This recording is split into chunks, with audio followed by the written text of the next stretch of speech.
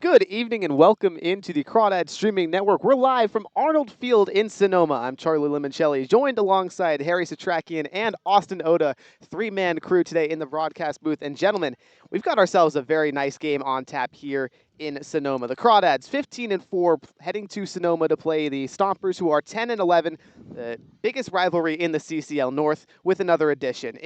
As it stands in 2026, the Crawdads lead 2-1. They lost here in the first game of CCL play to the Stompers 6-4. Then they won at Monte Vista.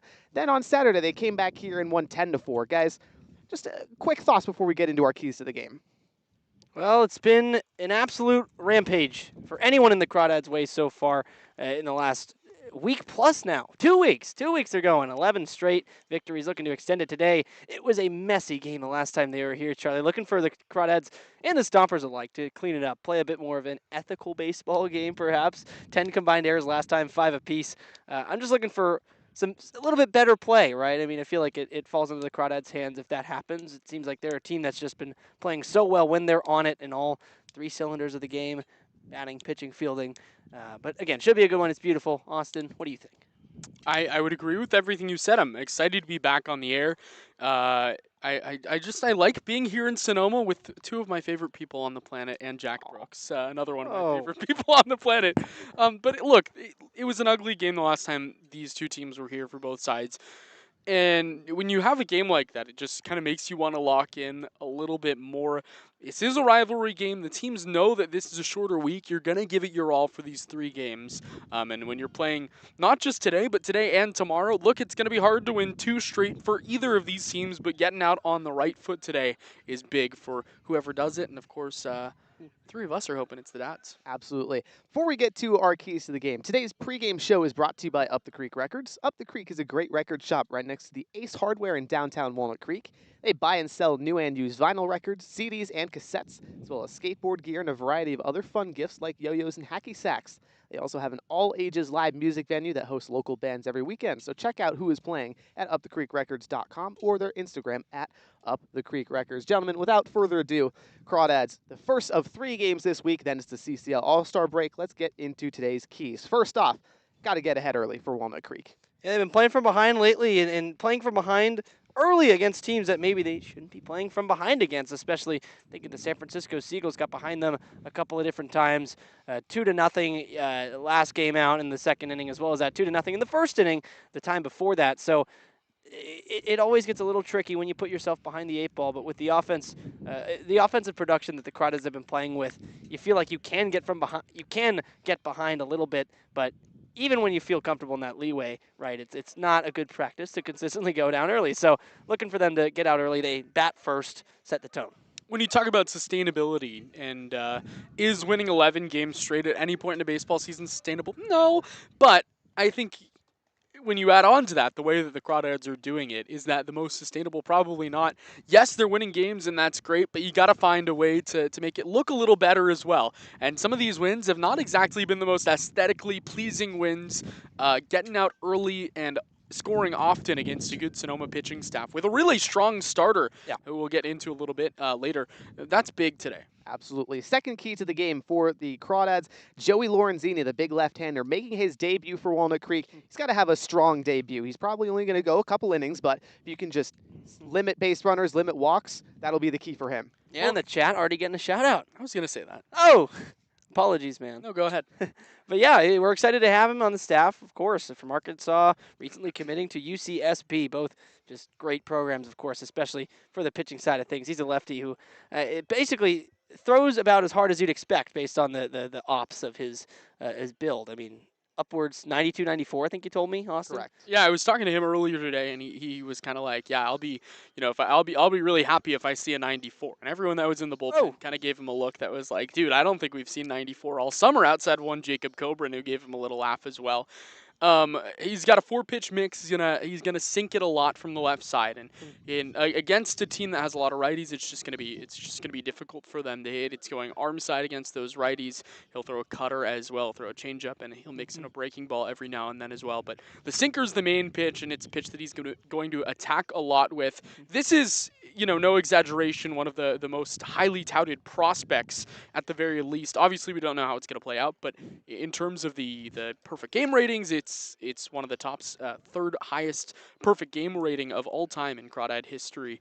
And so that's a big deal. And the other two ahead of him have had some pretty good Division I careers as well. Nick Bronzini, Ryder Helfrich, and now Joey Lorenzini, third in that line. And look, we're just all excited to see him pitch today. The hype is certainly there, and the question is, will he be able to put it together for the Crawdads? That remains to be seen, but boy, are we excited for it nonetheless.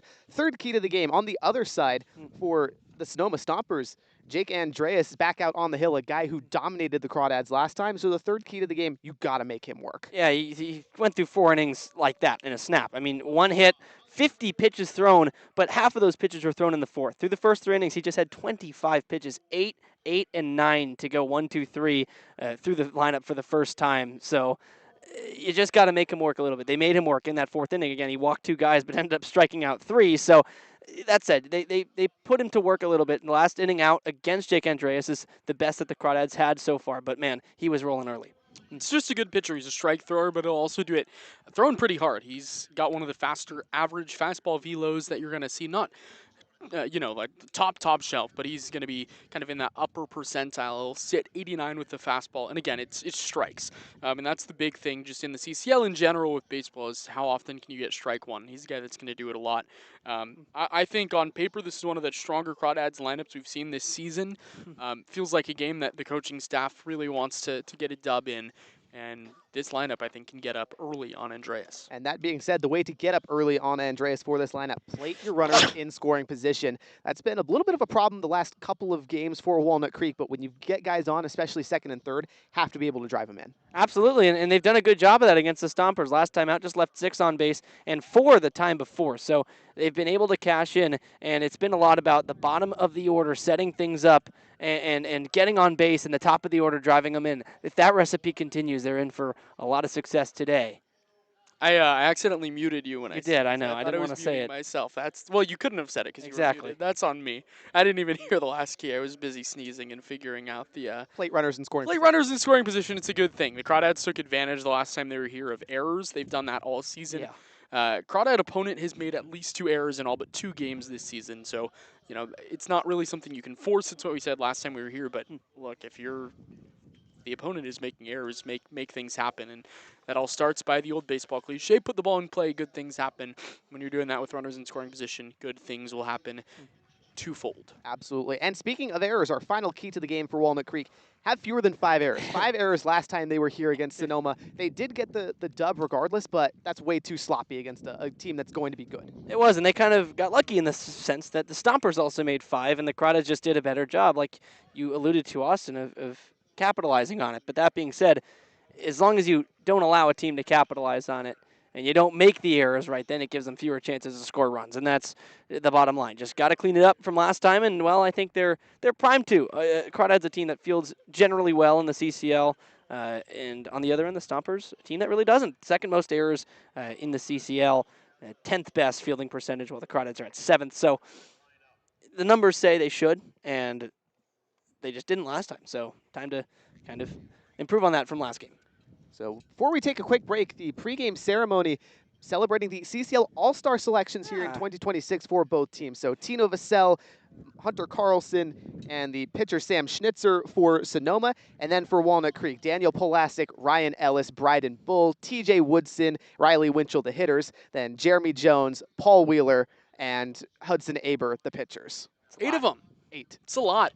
More than the 6 the Crawdads had last year. And more than the 6 that maybe we anticipated coming into today. Yes, just a little bit. We got a little bit of word of who they might be last night or the game before, and then all of a sudden there were a couple more names when the rosters dropped. Not complaining at all. Yeah. It's more than anyone else in the CCL North, too, so Crawdads kind of the cream of the crop here, and that is awesome. Not quite the most in the CCL. The Foresters up there, I think, had 9, just one more, but what do you expect? I mean, they've just been rolling.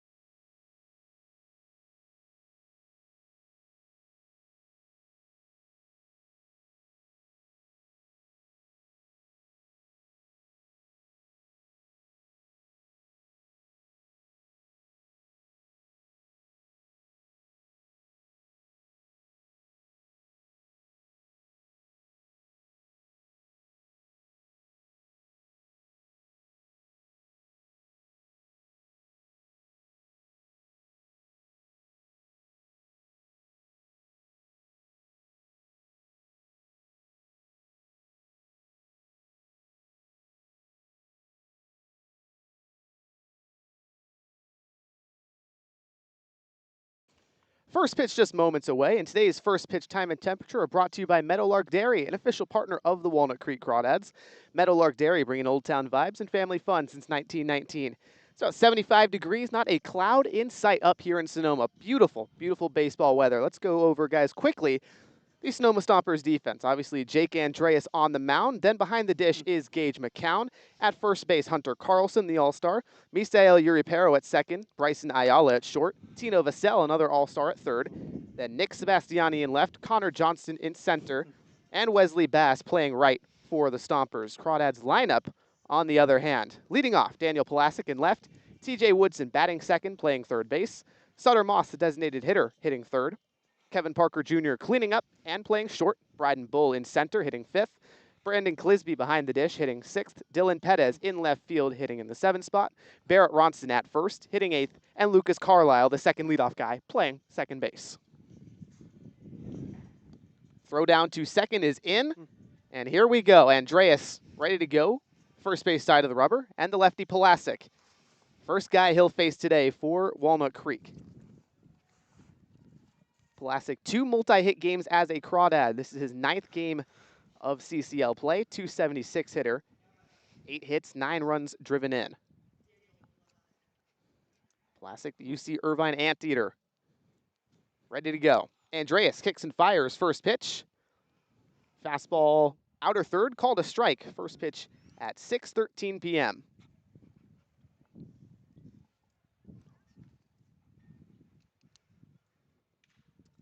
Second offering to Pulasic, hit in the air, right field. Bass tracking back, now moving forward, and he makes the grab. 2 pitches, 1 out. Park's going to play a little smaller today, or a little bigger, excuse me, today than what we saw last time we were here. Just in batting practice today, the Crawdads are a really good 4 o'clock hitting team. They're good at 6:05 or whatever it is right now as well, but it's a good batting practice team, and the balls just weren't leaving today. Wind blowing straight from center field into left, but straight into right field here at Arnold Field. Here's TJ Woodson, first pitch he sees, lined up the middle base hit. And TJ 2 bags. Won't get 2 this time, but man, this guy is blazing hot. Yeah, he's unbelievable. I mean, just smoking the ball up the middle there. The exit velocities we've seen come off his bat all season long have been unbelievable. Even the outs he hits into. That one, though, smoked just right back up the box. That is a swing of someone who's got everything working right. 1 on, 1 out for Sutter Moss, the three-spot man. 15 games for Moss, 267 hitter since June 9th. 12 for 42. There's a pick back to first, but Woodson is safe. TJ Woodson, a threat to steal for Walnut Creek, the team that's second in the league in stolen bags. Woodson, to his credit, has 4 of them. First offering to Moss. Andreas locates a fastball at the knees for strike 1. I will say Woodson, too, wasted no time after his last swing was a walk-off winner. Homer. That he was. Crawdads needed a solo blast to beat the Seagulls on Sunday. 0-1. Moss swings through another fastball low. Moss, the rising redshirt sophomore at Delta College, putting together a nice summer campaign with the Crawdads after missing the entire season this spring. There's a throw from Andreas to first base, but Woodson is safe without a slide. See if the Crawdads put Woodson in motion here. Maybe want to get something with the middle of the lineup looming. 0-2 to Moss. Fastball high. Woodson goes. The throw from behind the dish. McCown squeaks out of the covering shortstop Ayala's glove. Now Woodson will track over to third, and he's in standing. The throw from Johnston, the center fielder, not in time. Absolutely perfect time to go. Throw was probably there in time, but a little low. Got away under the glove of Ayala over there, covering the bag from short. So stolen bases in an E2 gets Woodson up to third. Now, if you're Moss, you just got to elevate. Guy with a lot of uppercut in his swing, loves to hit the ball in the air. He's got to do just that here. And look, we talk about getting on the board early. This is a prime chance. Was called a ball at the dish. Andreas sets belt high. Turns and deals. The 1-2. Wave and a miss. Changeup just falls out of the bottom. And Moss down swinging. Really nicely thrown change. Just snapped it off the front side. Kind of just dies in front of the bat of Moss. And that's how you do it to a lefty. You kind of just either go kind of right at him, right where it sort of goes front side, falls off in front of you, or start it in the middle and have it nudge off the outside corner. You swing when it looks good, and then it just, again, falls off the table. 2 outs with the runner at third. That's Woodson. Kevin Parker Jr., the cleanup man. Chance to do something about it. First pitch from Andreas. Bounces in the dirt. Parker Jr., another guy who's had a very brilliant stretch after starting the season a little bit slower. 13 of his last 50 with 4 doubles, 2 homers, and an OPS 1 point shy of 800. 1-0 from Andreas. Fastball at the letters, called a ball.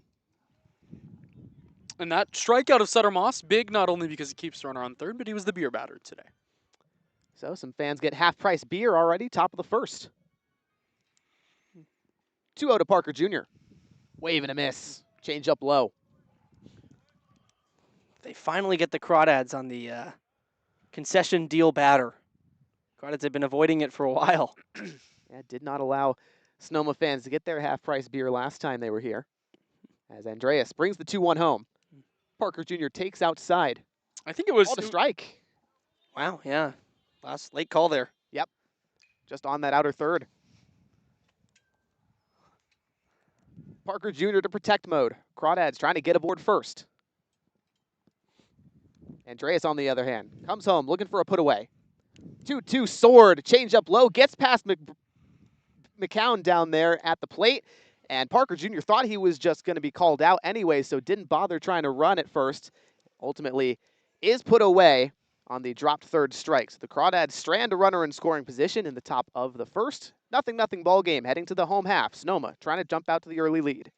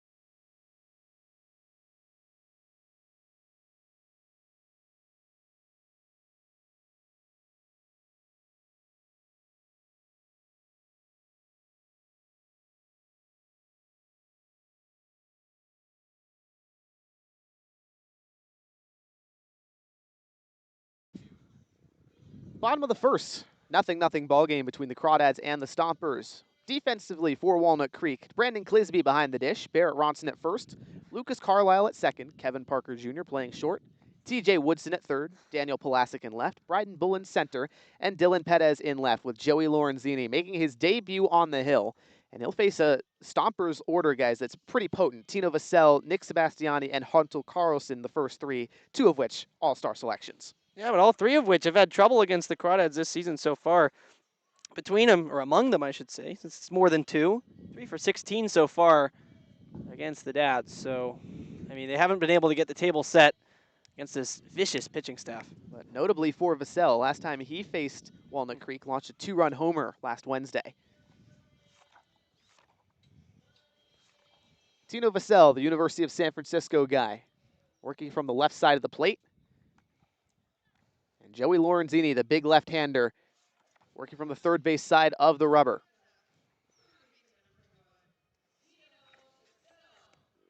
Lorenzini sets belt high. Vassell ready to go in the box. Lefty rocks back, kicks and fires. His first pitch as a Crawdad. Fastball misses the top of the zone. Looks like he went to the cutter up top, but couldn't find the zone.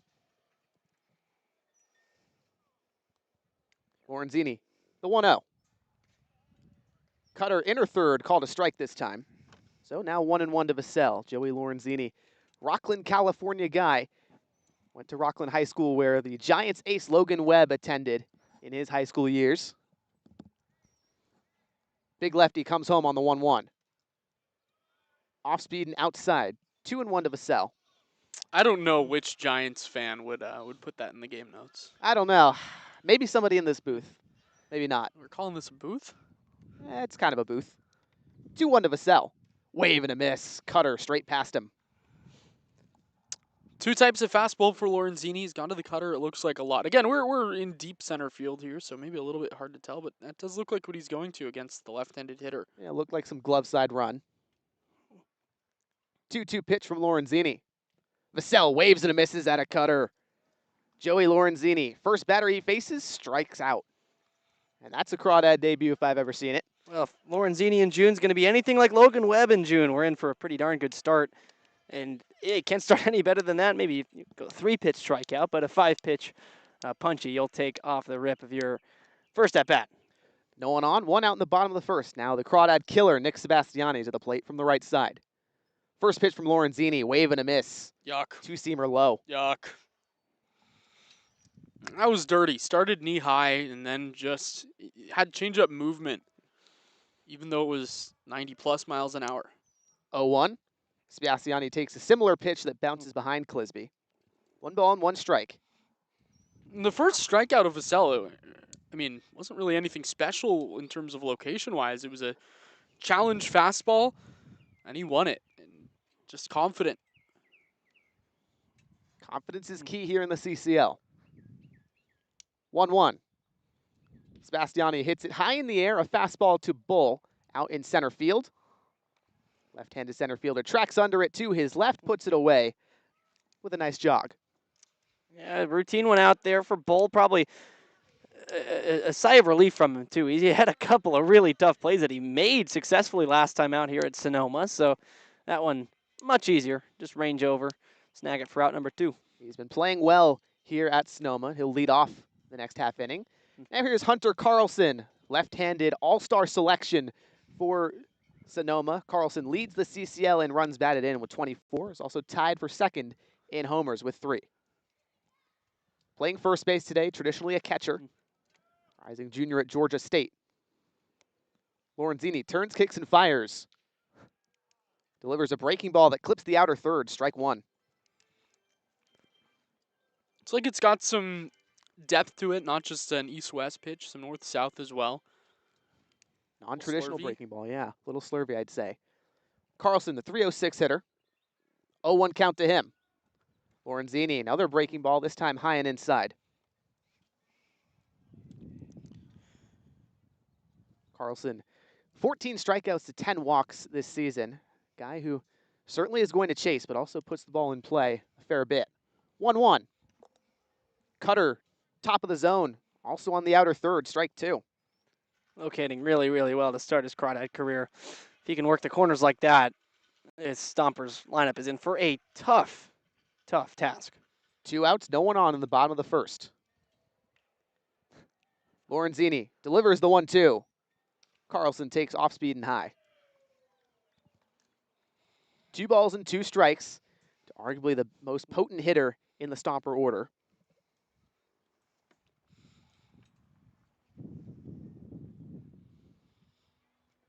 Lorenzini, the Santa Barbara commit. Chance to go 1-2-3 here. His 2-2. Carlson takes a heater outside. Full count. With these guys, a lot of the time, if they haven't thrown for a while, the stuff isn't as much the issue; it's the location. And so good to see Lorenzini not walk a guy through his first 2, but now the 3-ball count. Carlson's ready from the left side. Payoff from Lorenzini. Cutter on the outer third. Strike 3 called. 2 Ks in his first inning of work as a Crawdad, and Joey Lorenzini gives the Stompers the claw. A 1-2-3 inning. We'll go to the top of the second. Walnut Creek trying to get on the board first.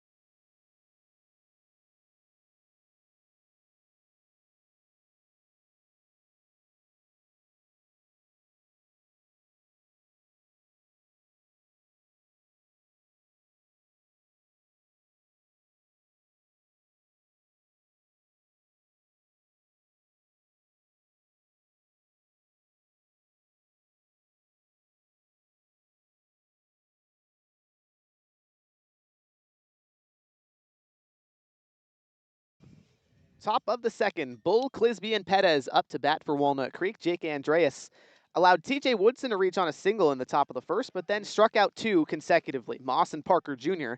to get out of the inning with a runner stranded at third. Bull, the 6'5", 200-pound left-hander from Ole Miss. Currently a .305 hitter. Earned himself an all-star nod as he waves and misses a changeup low. I think word's gotten around that he likes the first pitch. A lot of off-speed changeups tailing away from him, especially from the righties, and he's continued to go after him. 13 Ks on the year for Bull, 0-1. Off-speed, high and outside.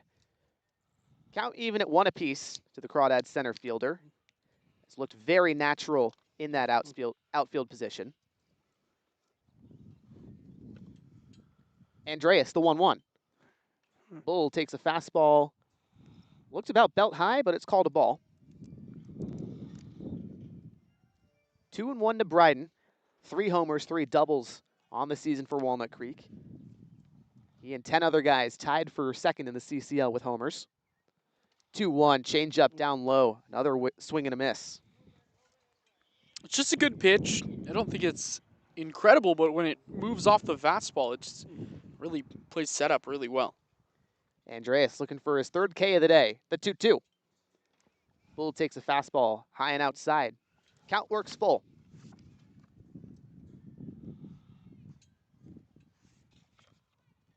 Bull has at least 1 base hit in 12 of the last 14 games, the 3-2. Chopped foul towards third.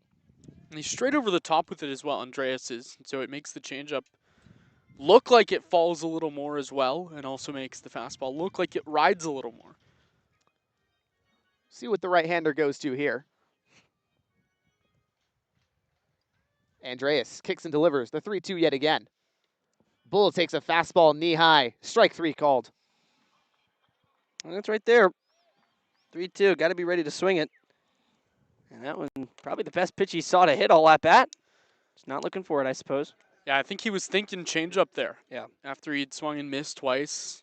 Might have been guessing a little bit, assuming, you know, if you see anything belt high, you're not going to swing. 1 out, no one on in the top of the second. Here's Clisby, the catcher for Walnut Creek. Hitting from the right side. Andreas, first pitch. Wave and a miss. It's like the slider that time, or a breaking ball from Andreas. Clisby out in front. Now the 0-1.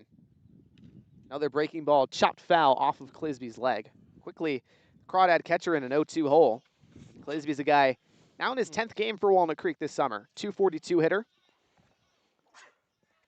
2 doubles and a walk, also 5 strikeouts.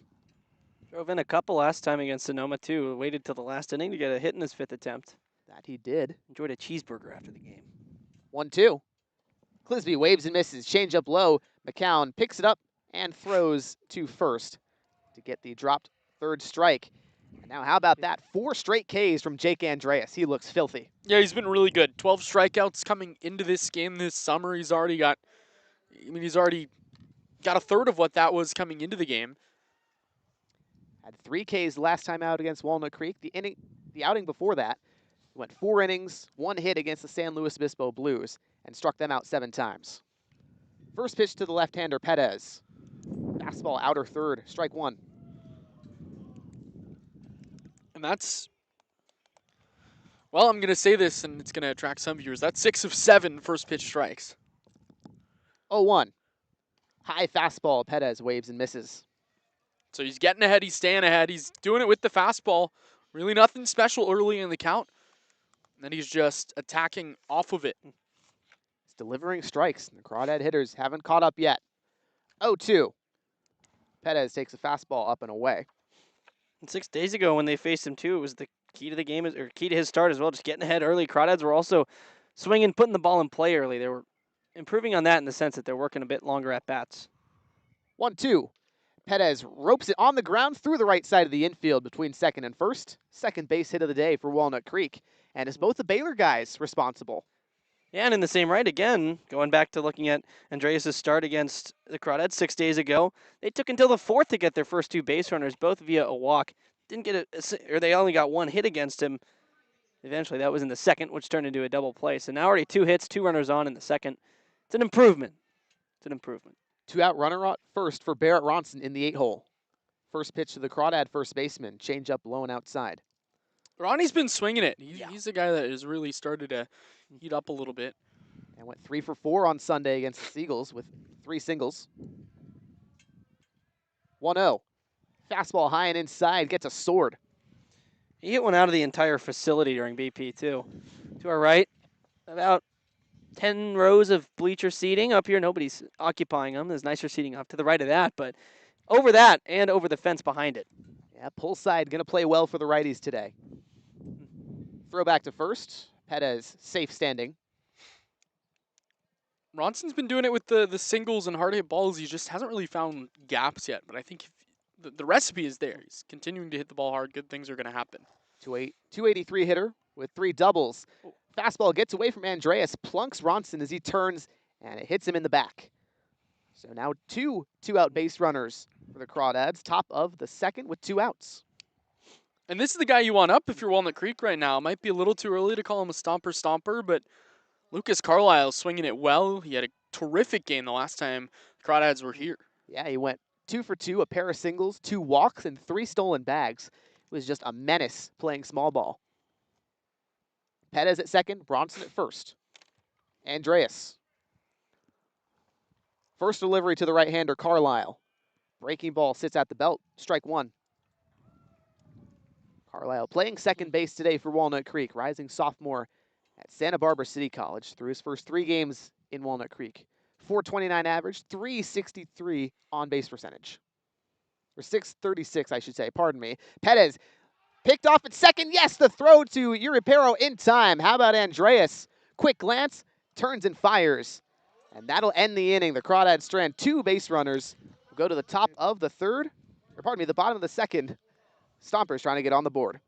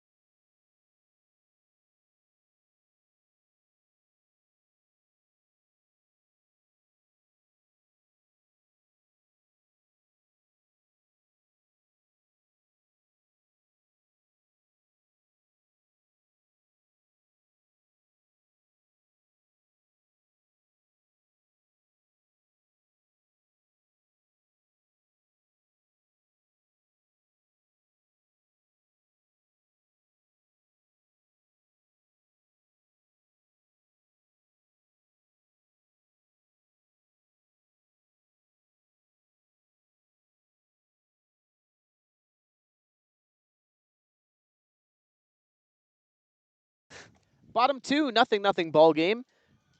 Heart of the Stomper order due up 4, 5, and 6. Michael Jones, Misael Uripero, and Gage McCown. Facing Joey Lorenzini, the big lefty, went 1-2-3 with a pair of strikeouts, 1 swinging and 1 looking in the bottom of the first. Impressive debut thus far, trying to continue it. Jones from the right side. designated hitter today for Sonoma, a 200 hitter in 6 games. Lorenzini, first offering. Cutter misses low. 1-0 to Jones, committed to University of San Francisco earlier this spring. 1-0 pitch from Lorenzini. Cutter high and tight. Look out. Jones gets out of the way.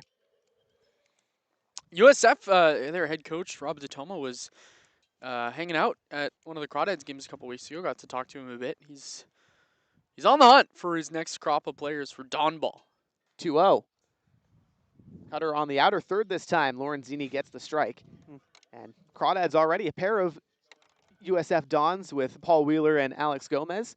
And then over here for the Stompers, 2 or 3 as well. 2-1 pitch flared towards the right field foul line. Over is Ronson in foul grounds. Just missed it with the glove. Almost a heck of a play over the shoulder. That's the toughest one to make as a corner infielder. You run straight back. You just got to sprint to the spot, get under it, and then worry about looking up. You can't look back when you're on your way out there. And he almost made the play. It's like a wide receiver tracking a vertical ball from the quarterback. Ronson's made a bunch of strides. He's really worked on his defense over at first. DH'd a lot this year for another team named the Dons, Santa Ana College. He and the rest of the infield playing deep on the outfield grass. 2-2 to Jones. Breaking ball popped up, middle infield. Parker Jr. calls for it at short and makes the catch in shallow left. Ball had some life on it. Yeah. Once he got up in the air, KPJ over at short was planted. Then I wouldn't call it full pop-up dance territory, but he got close. Yeah, moving a little bit. Wind is definitely gusting up there. Gets in the stream of it a little bit. It's going to be an adventure on those high pop-ups. Maybe affected the one to Ronson over at first as well. No one out, 1 down for Misael Urapero, making his 22nd start for the Stompers. He's played in every single game. First pitch from Lorenzini. Filthy breaking ball low. Gets a whiff. Ew. I think that might have been the 2-seamer. It looked like it had some arm side from Lorenzini, but it moves the amount that a normal breaking ball does. 0-1 to Urapero. Fastball fouled away over the Crawdad dugout towards third. It's now 0-2. And how about Lorenzini? The movement on each of these pitches looking fantastic. Urapero, no easy out. Rising sophomore at Youngstown State. Played in every single game for the Penguins. He's in an 0-2 hole. Lorenzini, the 0-2 delivery. Wave and a miss. Breaking ball down low. Woo! Ew! Ew! Falls off the table. Left shoulder flies open, or front shoulder, I should say, for the lefty flies open. And once that happens, you're already way out in front of the breaker from the same-handed pitcher. You got no chance once you commit to it. You think you see fastball, you commit. But no, sir.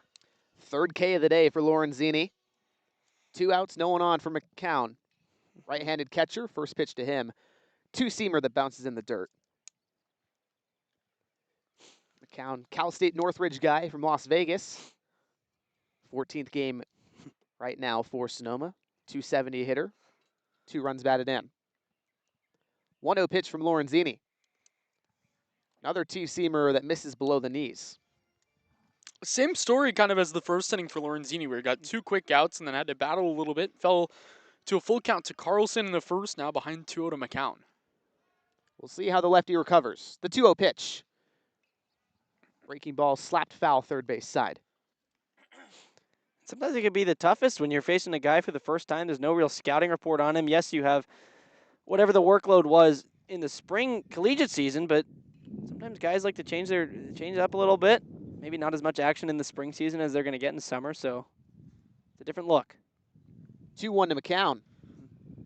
Off speed, hits the top of the zone. Strike 2, and with Lorenzini, he only appeared twice at Arkansas this spring, went a 1-inning total, 5 runs came across, but able to get a medical red shirt, so he's a redshirt freshman heading to UCSB this fall. 2-2 pitch to McCown. Curveball up and away, and the second time that with 2 outs, Lorenzini has worked into a full count. It's like they're kind of building the scouting report maybe in real time too. Be in the zone with the hard stuff, then well out of the zone with the softer stuff so far. Lorenzini's payoff to McCown. Fastball runs inside and clips McCown off the shoulder guard. First base runner of the day that Joey Lorenzini is allowed, and a 2-out base runner for Wesley Bass, the right fielder. Pretty quickly after that, Gabe Rojas, one of the Crawdads' assistant coaches, out of the dugout. There might have just been like a true 6-inning or 6-batter cap, but you would assume if there was a pitching change, it would be head coach Brant Cummings coming out. So maybe just a little bit of a breather for the big lefty. And no action in the Crawdad bullpen, so probably just a little conference with Rojas out there. Probably focusing on how to attack Wesley Bass, a guy that through 8 games has 9 strikeouts to 3 walks for Sonoma. 5 hits and 29 at-bats. His on-base percentage, .294. Rising sophomore at Georgia State.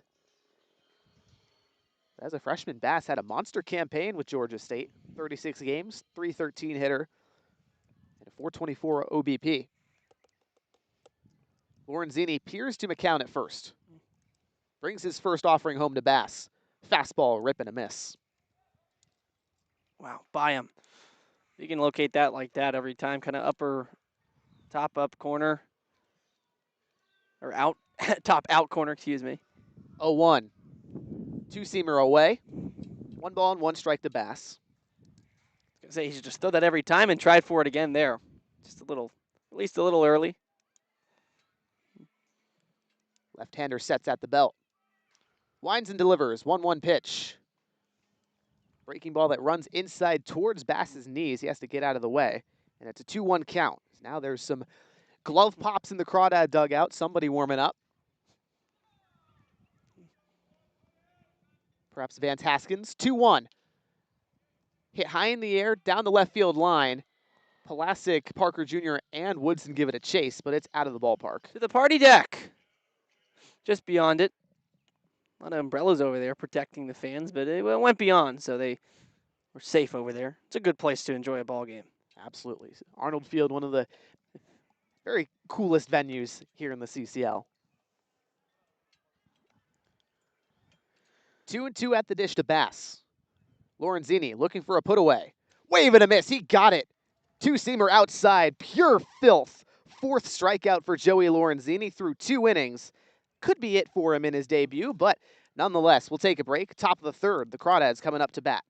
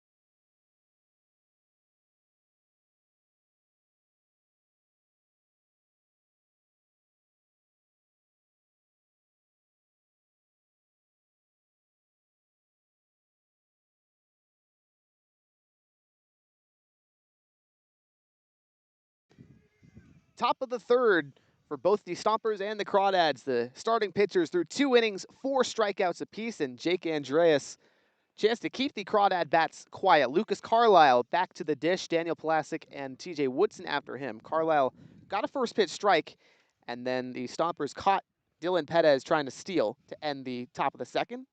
First pitch to Carlisle popped up behind home plate, out of play. He was kind of on his way to stealing, right? I mean, he was a big lead, just got picked off. It was pretty much barbecue chicken for Andreas at that point. Just make a throw back to second. He was way off the bag. Carlisle, 429 average, 636 on base. The 0-1 from Andreas. Fastball hits the top of the zone, strike 2. Carlisle, 4th game for Walnut Creek. This is his 3rd start. In an 0-2 hole. Trying to get something going, top of the 3rd. 0-2 breaking ball at the knees, and Carlisle knew, rung up looking. Yeah, it's been an on-base machine so far at the bottom of the order. Maybe a bit just shaken up by by starting the last or ending the last inning, starting this inning. High walk, high strikeout rate so far to start his summer. 4th strikeout now, but again, I mentioned on-base guy, 4 walks as well, so he's kind of neutralized him out. But even when he's put the ball in play so far, it's worked out. Pitchers duel brewing here at Arnold Field. First pitch to Pulasic as the lineup turns anew. A heater well outside. I don't think the Crawdads, when they've put the ball in play, their swings have been fine so far. The issue is the put the ball in play part. 5 strikeouts, first time through, not going to play. 1-0 to Pulasic, off speed, high and outside. And when you're striking out at the rate the Crawdads are, you can't give up outs on the base paths. You can't be picked off to end an inning like what happened to the Crawdads in the 2nd. Offense has to find some kind of momentum. Andreas quieting them so far. 2-0. Fastball down the belt. Strike number 1 to Pulasic. That pitch just rarely misses the zone. Andreas locates it so well for strikes. Will he go back to it here? The 2-1. Indeed he does. Pulasic fouls it off the end of his bat over third base side. I think I get tired of the "yeah boy" sound effect. Maybe the 2nd called strike of the game. Yeah. Boy. It I is didn't really notice it. one of many sound effects here at Arnold Field in Sonoma. Now I'm going to notice it. Thanks, Mm-hmm. man. Really had to point it out for everybody. 2-2 to Pulasic. Breaking ball outside, just misses. Pulasic stays alive, but the count full. Wow, that was close. What a take. Change up. Something off speed there. Yeah, might have been trying to bite the back door. Good Held call. high and just off the plate. Andreas with the payoff. Pulasic takes a fastball that bounces in the dirt. First walk of the day for Walnut Creek. And yet again, a 1-out base runner for Walnut Creek. TJ Woodson, chance to do something about it here in the 2 spot. 1 down, 0-0 ball game, top of the 3rd. See if the Crawdads put Pulasic in motion at some point this at bat. One of your best bat control guys at the plate in Woodson, so you can do a hit and run or a run and hit, but also it could just be a straight steal. Test McCown behind the plate again. McCown, though, might be the best defensive catcher of the 4 of this Sonoma crop. 3 stolen bags for Pulasic as well. First pitch to Woodson, squares bunt, pulls it back as a changeup misses low. And most importantly, hasn't been caught yet either. Not many Crawdads have been caught. Only 7 of them. To 62 stolen bags, you'll take that percentage. 62 for 70. They've been doing it right all year long. It's been unbelievable to watch. That number 2nd in the CCL among teams with at least 25 stolen bases. Yeah, only the only Barons. the Foresters are ahead of Crawdads in total steals. Another throwback to first. Pulasic head first slide to get safe. Then Academy's the most. In terms of rate-wise. Yeah, the most yes. efficient. 95.8. Which is stupid. Yeah, that's unreal. It's a stupid, stupid number. Andreas, 1-0 to Woodson. Fastball low at the knees, but clips that outer corner. 1-1 to the Crawdad third baseman. And Woodson, what a season he's having. The rising redshirt freshman at Baylor didn't get to play this spring and is showcasing all the tools here this summer with Walnut Creek. 1-1, Pulasic goes. Bunt squared, pulled back. The throw from McCown to second, not in time. RBI chance now for Woodson as Pulasic picks up his 4th steal of the year. Scoreboard says 1-2. I didn't think that was called, but I guess so. It looked a bit up, Was a strike, apparently. but it was in there. Woodson in protect mode. Some of the best bat-to-ball skills for the Crawdads this summer. What will he be able to do here? 1-2. Takes change up low, gets behind McCown. Pulasic stays put. 2-2 to Woodson, a guy who's riding an 8-game hitting streak. 2 of his last 4, he has multi-hit outings. Singled in the first to make it 9 straight games with a hit. And I love the way that he was kind of handled this season in terms of the lineup. He hit 9 to start the year. Peyton Rolls, of course, had such a good start to his spring, but Rolls was also a guy that saw pitching the whole year, and so Woodson got to ease into his summer a little bit, and now the Crawdads are paying the benefits. 2-2, Woodson slaps it on the ground to third. Vassell picks up his throw across the diamond clean to get the 5-3 put out. Pulaski stays put at second, and now there's 2 outs with an RBI chance for Sutter Moss. To your point, Austin, kind of perhaps what's going on with Lucas Carlisle now, too, in the 9th spot. He's kind of easing his way into this lineup a little bit, and he's done a good job so far. Did strike out looking to start this inning, but could see him moving up. And it's just a lineup that you have a wealth of riches in. It feels like you can plug and play anybody, anywhere. Moss comes to the dish. He struck out on 4 pitches in the first. Swung at a changeup low that retired him. Andreas would love a similar result here. Kicks and deals. Changeup that hits the dirt. Pulaski stays put at second. 1-0 count to Sutter Moss. Moss DH only, recovering from Tommy John, but in a couple of days, he'll be cleared to play in the outfield for the first time this summer. Crawdads very deep at the outfield position, especially defensively. Bull, Perez, Pulaski, and Aldridge, all fantastic defenders. We'll have to see where Moss kind of fits into the equation. 1-0 from Andreas. Fastball ripped on a line, foul towards first. Well, don't forget the guy that saved the Crawdads' win streak the other day out in San Francisco out and left. Yeah. The Clizzard. The Clizzard, very true. And Ryan Ellis could play left. So much versatility with the Crawdad outfield. Something they're going to need as the season wears on. Andreas has this call from McCown behind the dish. Angled inwards towards third. Kicks and fires, 1-1. Moss takes a changeup inside and low.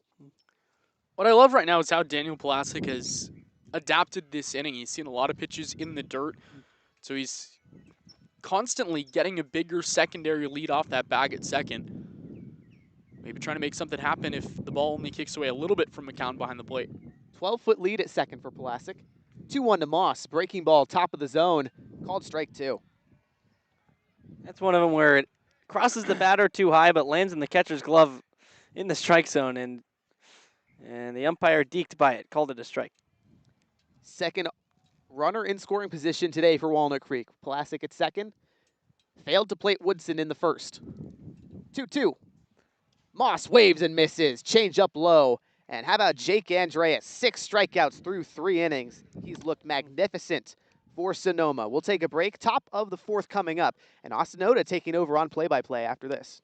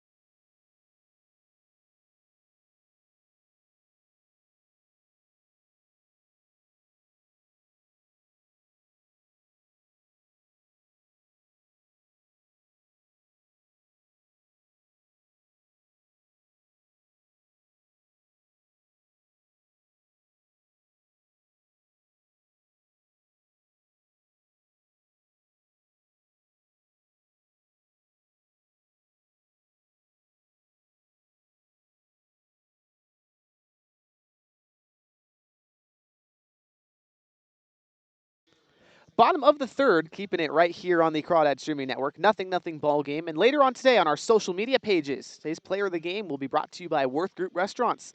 Local collection of East Bay restaurants owned and operated by Rodney Worth. Includes the Peasant and the Pear in Danville, the Bourbon Pear in Livermore, and the Golden Pear in Walnut Creek. Worth Group Restaurants, an official partner of the Walnut Creek Crawdads. And Crawdads go to the bullpen in the bottom of the third. Joey Lorenzini, his day is done, but how about a spotless 2 innings, 4 strikeouts, a lone base runner. That was Gage McCown via the hit by pitch. And now Vance Haskins will take over, the right-hander, formerly of Delta College, but undecided where he's going next. What a way to make an impression for the new guy, Joey Lorenzini, the newest Crawdad. No hits allowed, and Vance Haskins gets to come in from the bullpen on the scooter manned by Drew Longacre today, the bullpen catcher for today's game, and he was excited to get that thing going again. He was riding it out here last time in Sonoma, too. Yeah, it's a fun little thing the Crawdads get to do here as the away team. Connor Johnston, Bryson Ayala, and Tino Vassell, 2 lefties and a righty Ayala, as 8, 9, and 1 are due up for Sonoma. Haskins, this is his 4th appearance now for Walnut Creek. 1 start, 4 1/3 innings pitched, 8.31 ERA. He's tasked with keeping the Stompers' bats quiet, which Lorenzini was able to do fantastically to start this game on this fine Tuesday evening. Beautiful night. Absolutely. Still too cold for Julian Stark, though, apparently. Apparently so. as you 76 mentioned. degrees and it's You live in clear. San Diego for a year and you change. Yeah, that's true. I lived in Arizona State for a year, and I was fine. Yeah. Anyway, at more than 1 year. Here she comes in her big sweatshirt. Yeah, She speaking of just double. looks cold. Johnston from the left side. Haskins out of the stretch. Fastball at the knees. Strike 1. I think the best part about this is she has no idea we're talking about her. None at all. Just taking photos. Poor Snapping girl a trying to do picture. her job. Yeah. Yeah, trying to get some pictures of Bride and Bull out in center. It's looking majestic out there, as always. He does. 0-1 from Haskins. Change up. Too much arm side run outside. Call him a bull, but he moves like a gazelle. Oh, that's a Gazelle. ball right there. I like that. Connor Johnston, 14th game for Sonoma. Rising redshirt freshman at Bellarmine. 211 hitter this season. 1-1. Fastball top of the zone, popped up towards third. Parker Jr. over from short to collect and make the catch. 3 pitches for the first out in the bottom of the third. Vance Haskins moving efficiently in his first batter faced. Love it. More of that. Haskins has had some really strong outings for the Crawdads. Kind of the deeper he's got into games, he's lost a little control, but for the most part, he's got great stuff. He was the guy at Delta this year, a really good Delta team. It's the primary starter there for the Mustangs. Here's Ayala from the right side, as Haskins misses with a slider outside. We had a cool talk earlier today about J.C. Ball talking about Hartnell College, who knocked Delta out of the 3C2A playoffs, and how kind of shockingly good that team was. 1-0 wave and a miss. Haskins gets it done with the slider. And he said he was pitching in the regional, and they thought he had appendicitis, and so they took him out of the gosh. game and sent him to the hospital. Wow, And he did not. that's brutal. Just kind of a tough way to have your season end. 1-1 from the right-hander. Ayala flares a fastball over the first base dugout. But man, especially when you consider, Austin, that Haskins, was in the middle of a fantastic season. 7-3 in 14 starts, 74 1/3 innings pitched. He was the guy for the Mustangs.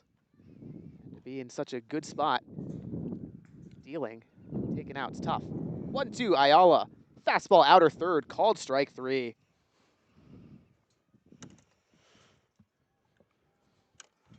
That was paint. Right on that corner. That was beautiful. Indeed it was. And now the lineup turns anew for Sonoma. Vassell at the top of the order. He struck out against Lorenzini on 5 pitches. A lot of punches this game. Yeah, for Very both teams. different from the last time these two teams played here. 11. Pitching is just dominant today. 2 an inning. Both sides almost. First pitch to Vassell. Change up low inside corner, called strike. Late call there. Looked a little low. I'm not complaining. Home Haskins will take it. Home plate, I'm pretty lax back there today. Being this far out in center kind of makes it a bit harder to judge because, usually behind the plate, you can hear him maybe make the call. 0-1. Vassell takes a changeup that works too far inside. And I think this, just kind of guessing, this home plate umpire is a very vocal one, and so he's probably, because you can see exactly. the hitters and the defense react, so it's probably a little difficult for us to hear it all the way out here. Indeed. Haskins at the chest. 1-1 out of the stretch. Changeup moves towards that outer third. How about the arm side run? Gets another strike. Vassell down 1-2. Rising sophomore at University of San Francisco. One of the 2 best hitters for the Stompers this summer. 1-2 to him. Changeup into the dirt. Clisby right on top of it.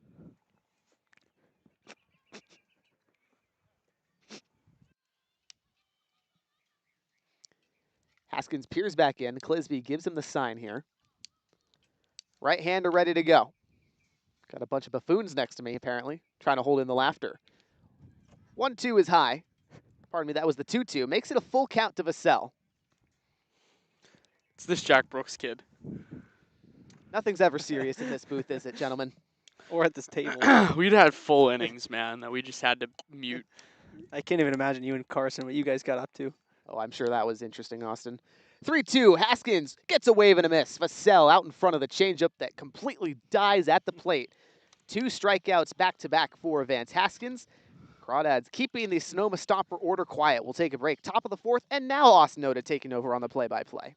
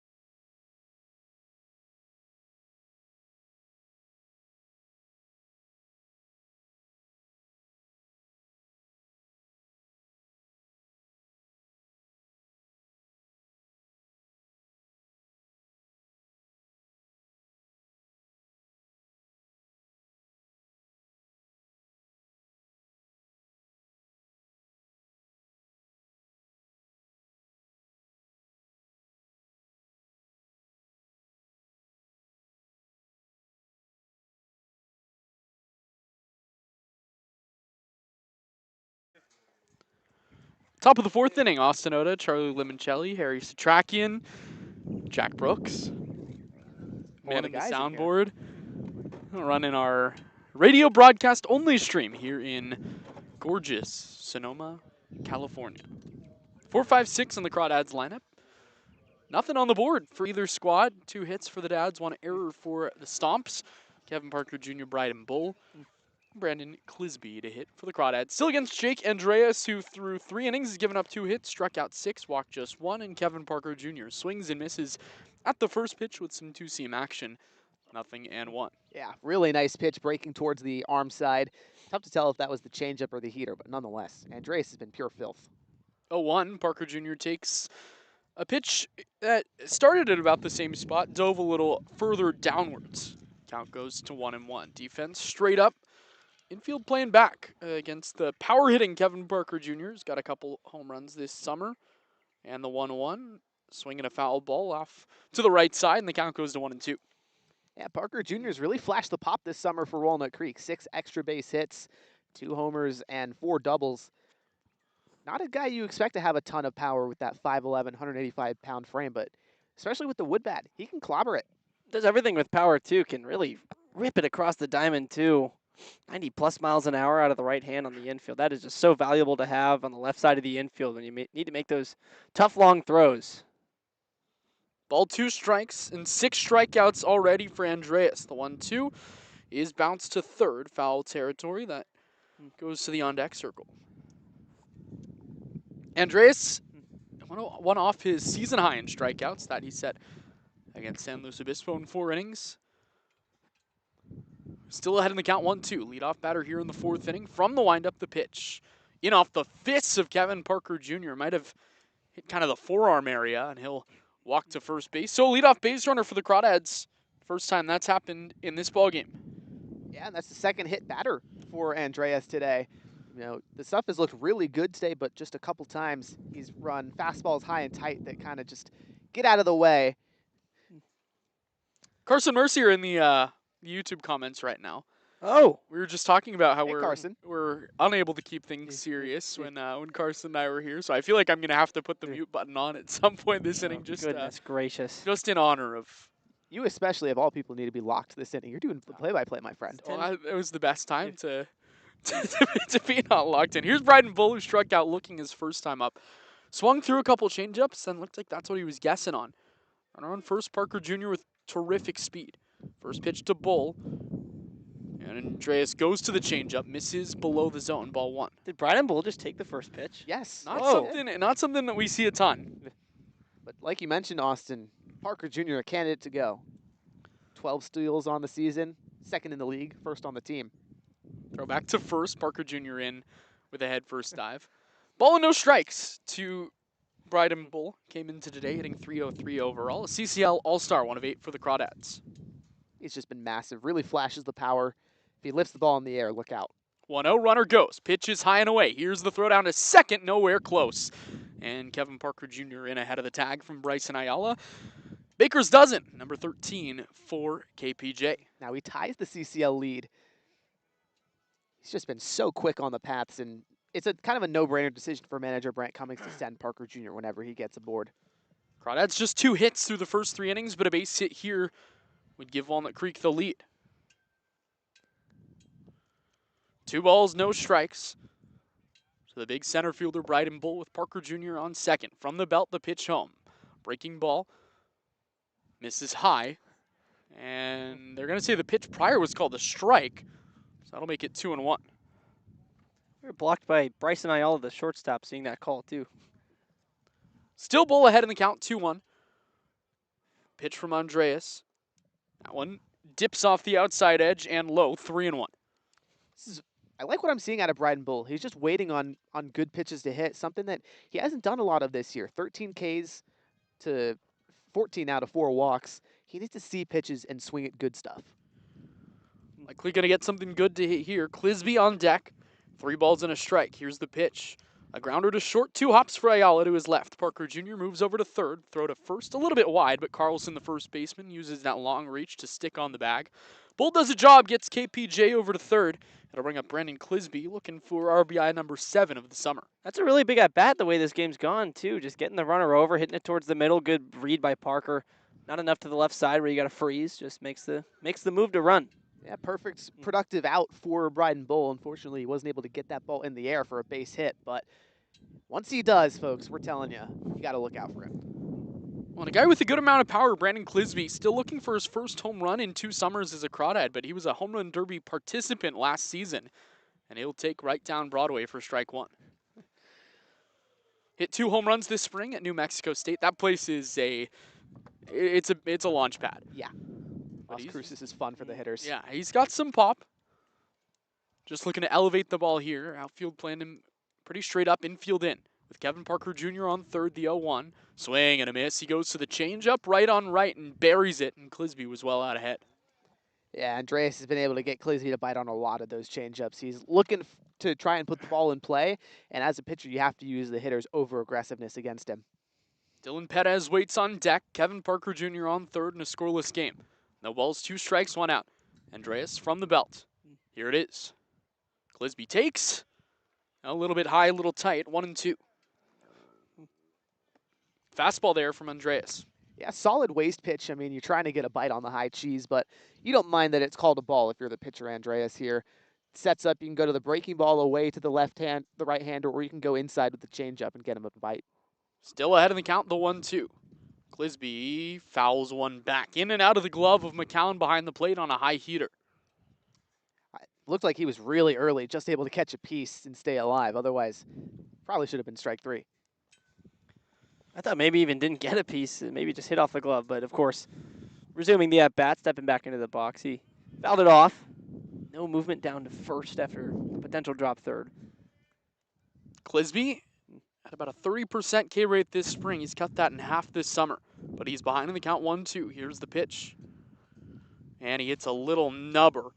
Foul. It was off his body while he's still in the batter's box. Just got a piece of it. That's a nice two-strike swing on an off-speed, too. Just threw the bat out there, saw it. Wasn't on it, but the foot got down early thinking about a fastball, but still saw the spin and able to get the bat out, stay alive. Yeah, exactly what I was going to say, Harry. Was looking fastball there, didn't get it, but able to use the bat-to-ball skills and stay alive. Just another pitch. Relatively light crowd on hand here in Sonoma. Bleachers behind home plate about 50% full. And it's scoreless game between two of the top teams in the north. Another 1-2, Andreas to Clisby. And he takes way up high above the brim of his helmet. 2-2.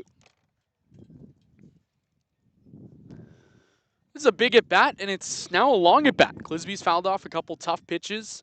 Infield still in for the Stomps. 2 balls, 2 strikes, 1 out. Top half of the 4th inning, the 4th time these two teams have played this year. The 3rd here at Arnold Field, where the Crawdads are 1-1 this year. 2-2. Clisby, a bouncing ball to 3rd, foul. This, of course, the place that the Crawdads had their season end in 2025. Sorry to bring that up, pal. Yeah, you have to bring up traumatic memories, don't you, Austin? And the place that, in all honesty, the season effectively ended for the Crawdads back in 2023 when they lost 2 of 3 here to end the season, to end the regular season. Still made the postseason, but had to play that extra game in the week-long postseason tournament. Looking to draw first blood here in the top of the 4th. Andreas steps off. This will be the 8th pitch between Andreas, the righty, and Clisby. Andreas stuck at 6 strikeouts so far. 2 balls, 2 strikes, 1 out. Great speed on 3rd with Parker Jr. in the infield, drawn tight to the edge of the front edge of the grass. 2-2. Called a strike on the outside corner. That one took a while for the call to come home, but Clisby frozen, and the 7th strikeout of the afternoon for Jake Andreas. Wow. That's a really well-placed pitch. I mean, looked a bit outside from here, but I think it just got over that edge of the plate, and McCown does a nice job pulling it back a little bit to frame it for the strike. That's just an impossible pitch to hit if you're a right-hander, Clisby. And I'm sure if that one is reviewed in the ABS system, you see the 10th of an inch of the ball inside the zone. I mean, that's just perfect. Then probably a strike, just unhittable. Two-strike pitch. We're going to get a meeting on the mound before Dylan Perez. We're going to keep it here. There is an arm getting loose in the Sonoma bullpen. It's a right-hander, trying to get the identification on him as soon as possible. This is the pitching coach for Sonoma, not manager Zach Pace. Yeah, Mike Nunez out there having a chat. Wes Harwell in the bullpen, 26. Who the Crawdads have seen this season. That they have, and the guy that they kind of clobbered last time. Perez looking to come through in a big spot. Runner on 3rd. 2 down now. Inning started with a hit by pitch of Kevin Parker Jr. He stole second base, moved to 3rd on the Brighton Bull groundout, and the looking strike out of Brandon Clisby. Oh, a sprinkler's coming on. Oh, For no reason. That's not good. It's the 9th green at 9 challenge. Except Generally tough conditions to play baseball in. and in the fan area too, the party deck. Clear it. Get out of there. Kids are sprinting away. Oh my goodness, this is not good, folks. I mean, this is the most Sonoma game ever. We had 10 errors last time, and this is incredible. Wow. Never seen that here before. That's crazy. Top of the 4th inning, no score. And Runner on 3rd, Kevin Parker Jr. Sprinklers on, and here comes the mascot. Rawhide. Yeah, Rawhide. And he's trying to pat down the sprinkler just past the 3rd base bag. There's also one going on about 10 feet deep of where the shortstop plays. Parallel to that at 2nd base. None at 1st base, so maybe that dirt back there is oh, it's off. All right, there we go. Turned it off. The dog of, I think, the PA announcer helping out. Hey, Trey. And then the Stomper. Rawhide. It's a double entendre name. The Stomper, he's a bull, he stomps around, and then Grape Stompers, of course, we're in wine country. Oh, Here in Sonoma. That's a good name. That's a good one. Here's Dylan Perez. At long last, Perez, who singled through the right side his first time up. First pitch from Andreas. Clips the inside corner for called strike 1. So Kevin Parker Jr. on 3rd, now 2 outs. Scoreless ball game, top of the 4th inning. Crawdads and Stompers. 0-1 to the left-handed hitting Perez, and he takes strike 2 right down the middle.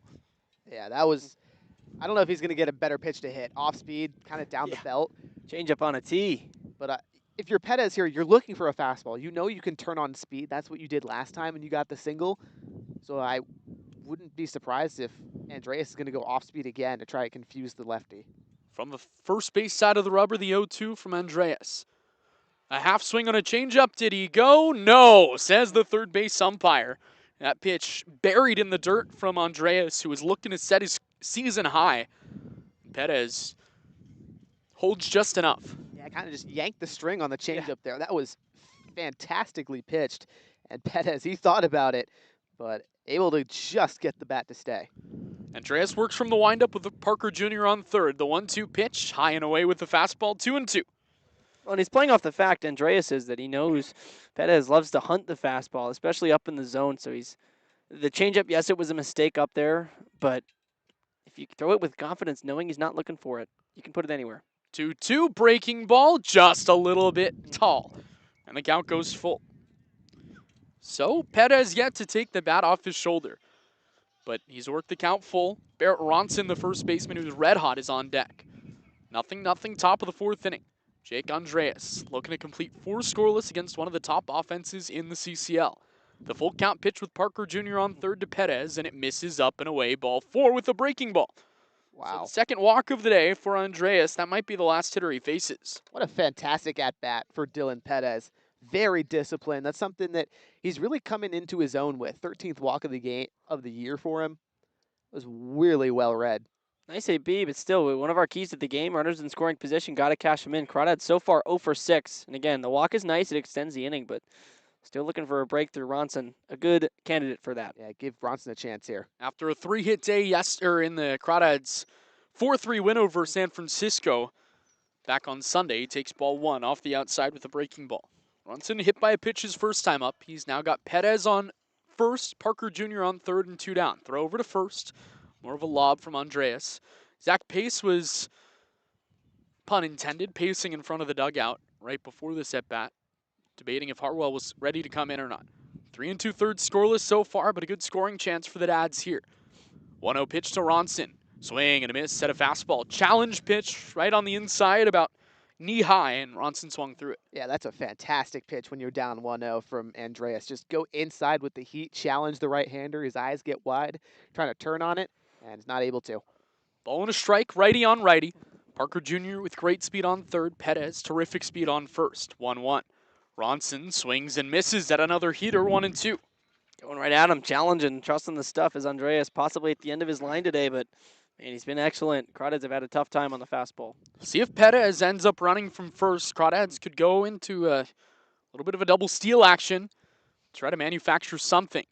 Andreas, the only focus on the batter. Perez runs from first. The 1-2 is way up high. Perez steals second base easily, and now Ronson's got a chance to drive in a pair with a base hit. Well, they didn't care about Perez at all. He took off amidst the hold of Jake Andreas. He was just sitting there on the mound. Had several seconds to step off if he wanted to, get another out on the bases, but just facing the batter now. It looks like he's going to go from the windup second and third.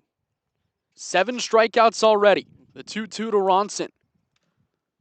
A high pop-up, back of the plate, circling under it, Gage McCown, and it'll go out of play. Out past the bleacher section. Very interesting. I mean, going into the windup there, mid at bat, second and third, you don't have to hold the runners on. You know, you can, as long as you just tell home plate ump that you're going from the windup so they don't call a balk on you. But Andreas more comfortable from there, and he's pitched a majority of this game from there. So, just 2 hits for the Crawdads, 2 walks, and a couple hit batters.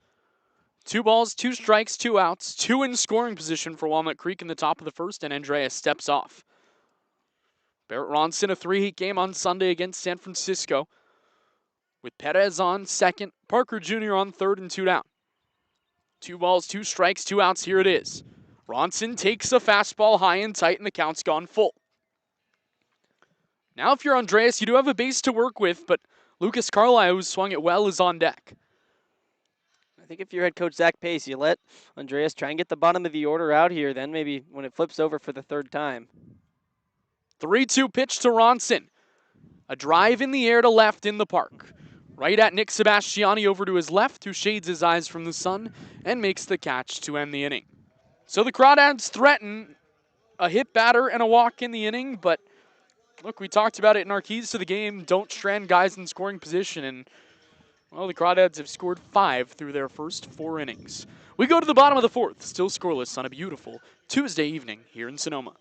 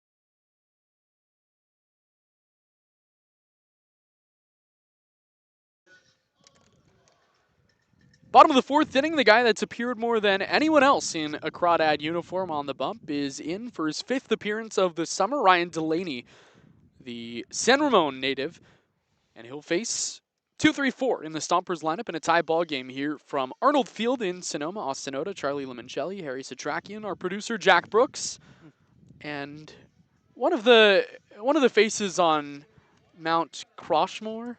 Croshmore. Yeah, Crossmore. Sure. Been here since the Carson and Olivia era. That's a long time That ago. was a long time ago. Been before that too. Been here since You were here. year 2 of the Austin Ota era.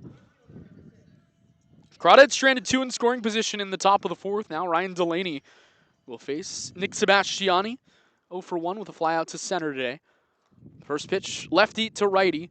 Hit in the air, shallow left field. Coming back is Parker Jr. Nearly collides with the left fielder Pulasic, who gives way. But Parker Jr., I mean, he had a long way to go on that one to make the catch. The shortstop makes it look easy. 1 pitch, 1 out here in the 4th. He's got so much range over at short. I mean, he's a utility guy, has played in the outfield at times during his career, was also a pitcher for Solano College. Like, there's nothing he can't do, and it shows with the glove work. Here's Hunter Carlson, one of the toughest tasks in the CCL. A guy that might win North Player of the Year, just a super talented bat. He takes a slider from Ryan Delaney, down and away, ball 1. Carlson came into today hitting .306, 3 home runs, and 24 driven in, an OPS just a shade under 1,000. Struck out looking against the left-hander Lorenzini to start the ball game. And he swings and misses well out in front of a good slider from Ryan Delaney. 1-1. Wow. Basically same pitch, just went after it that time. That one a little higher. Yeah, I mean, when Delaney's confident, he can throw strikes, and the stuff is as good, movement-wise, as anybody else in the Crawdad bullpen. Ball and a strike. An out here in the bottom of the 4th. Delaney, right at the belt, the 1-1. Swing and a miss. He went back to the slider, that time up and off the outside, and Carlson just whiffed at it. Yeah, I mean, if it ain't broke, don't fix it. I would not be surprised to see another slider from Delaney. Maybe, just maybe, you try a sinker inside, just because Carlson might not expect it. But man, he's got him in a good spot. Ball and 2 strikes. Delaney home, high breaking ball, and it floats just above the zone.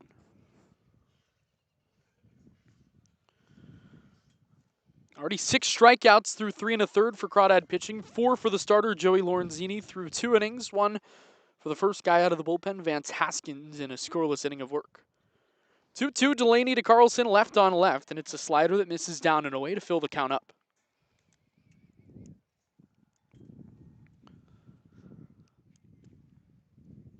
Ryan Delaney completed his 70th inning of work as a Crawdad earlier this summer, the first to ever do that in the red and black. 3 balls, 2 strikes. 1 out here in the bottom of the 4th. No score, the 3-2.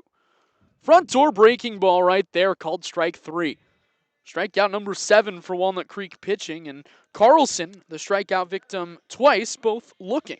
Wow, what a great pitch from Ryan Delaney. I mean, knows that the slider was giving Carlson trouble all day. Sits one at the knees, front door. Whew, beautiful. How nice of Carlson today, too. Just watching and admiring the Crawdads stuff. Hey, wow, nice pitch, man. I guess I'll go back to the dugout now. Here's Mike Jones, who popped out to Kevin Parker at short his first time up, and he takes, a called strike on the outside. 0-1. All right. Wow, that was out. We're far away. Maybe I'm chance. not seeing things well. How about Clisby's frame job? No balls and a strike. Here it is. And it's a fly ball to shallow center. Long run for Bryden Bull, but he plants under it, squeezes it. And for the first time this season, I get to say this. Ryan Delaney gives the Stompers the claw. 1-2-3 goes Sonoma in a very quick bottom of the 4th inning. Top 5 when we come back. Still scoreless here from Arnold.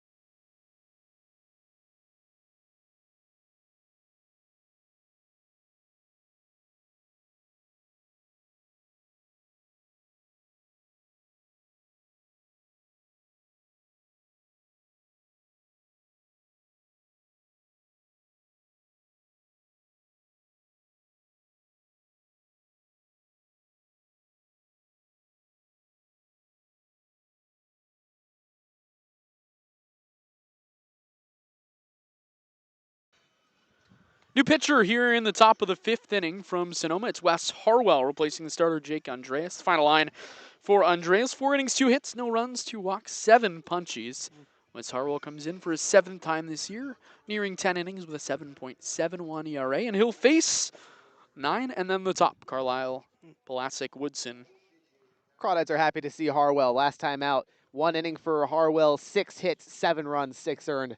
They want to try another chance to absolutely tee off. Lucas Carlisle struck out looking his first time up. First pitch, slider, down and away.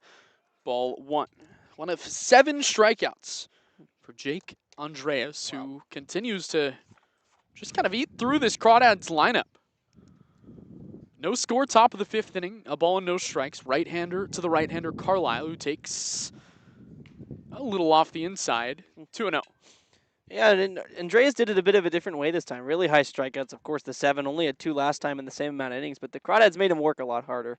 79 pitches compared to 50 last time through 4 both times. So they were seeing him a bit better, working longer at bats, not putting the ball in play early as much, which is a good thing. But if you're getting yourself out quickly, it can really make it feel easy for a guy on a mound.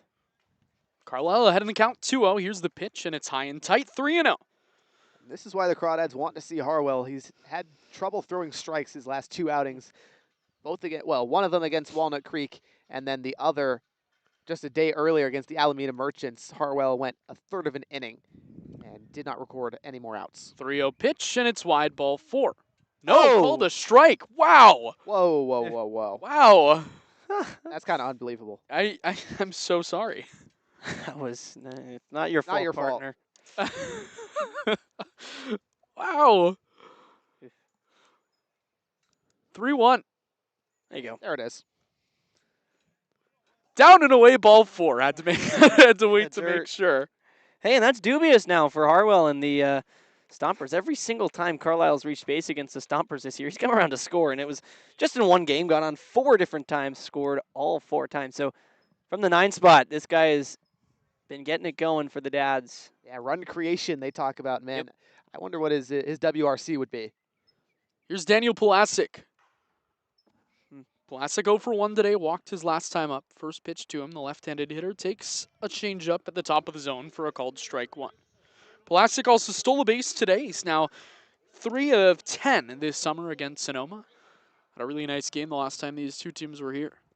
Yeah, pair of singles, plated 2 runs. Runner on first, Carlisle with good speed. Stole 2 bases the last time the Crawdads were here at Arnold. Pulasic squares to bunt. Takes as the pitch misses down and away, and the count goes to 1-1. We've got some eyes on the game going on in slow right now. Last we checked, San Luis Obispo up on San Francisco 2-0, but San Francisco had a runner on second, and that runner was just cut down. So Crawdads need slow to lose some games in the CCL North. Pulasic squares again, pushes it down the third base line, and it trickles foul to our right of the third base chalk, 1-2. San Francisco's starting to play feisty too, really.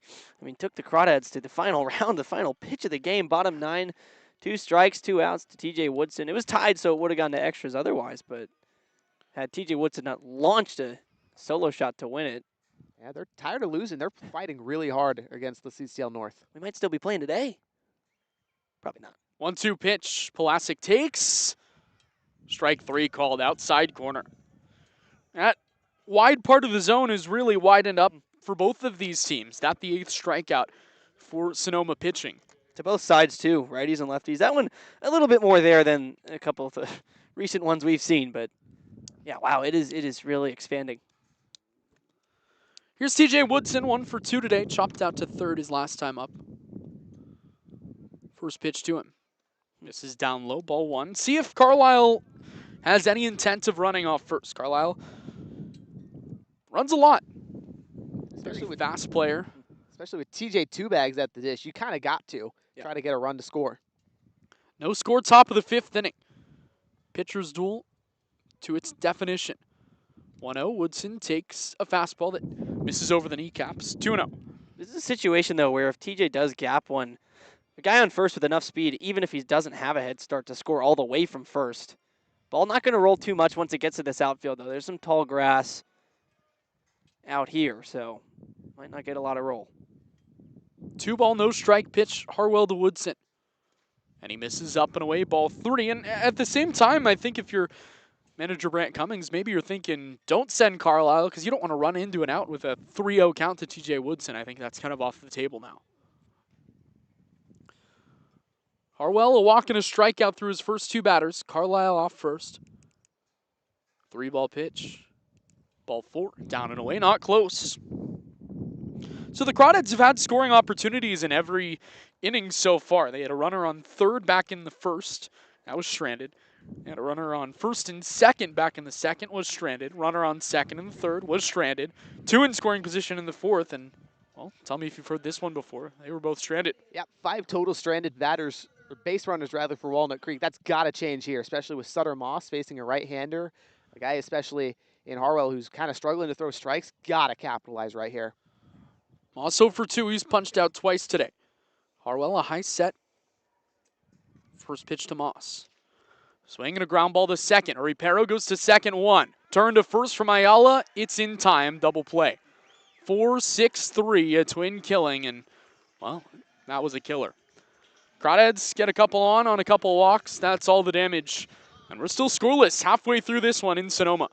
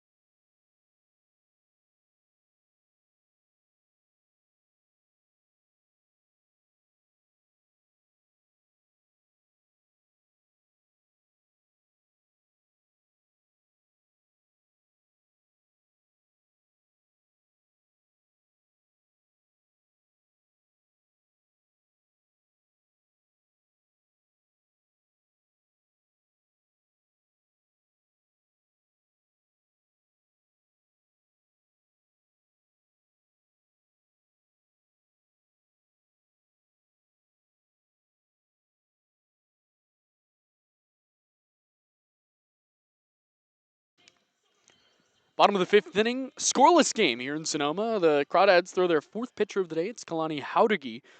Haudegi, who's been the Tuesday starter for most of the summer. As the lights come on here at Arnold Field, he'll come out of the bullpen for the first time since the 2nd game of the season through against the California Red Tails. Yeah, Started a couple games, and now he's got the 5th inning against Misael Uripero, Gage McCown, and Wesley Bass. And the first pitch Haudegi throws is down low for ball 1. Through 4 innings, Crawdad pitching, just 1 hit by pitch allowed. And 7 strikeouts without a walk. Haudegi will step off.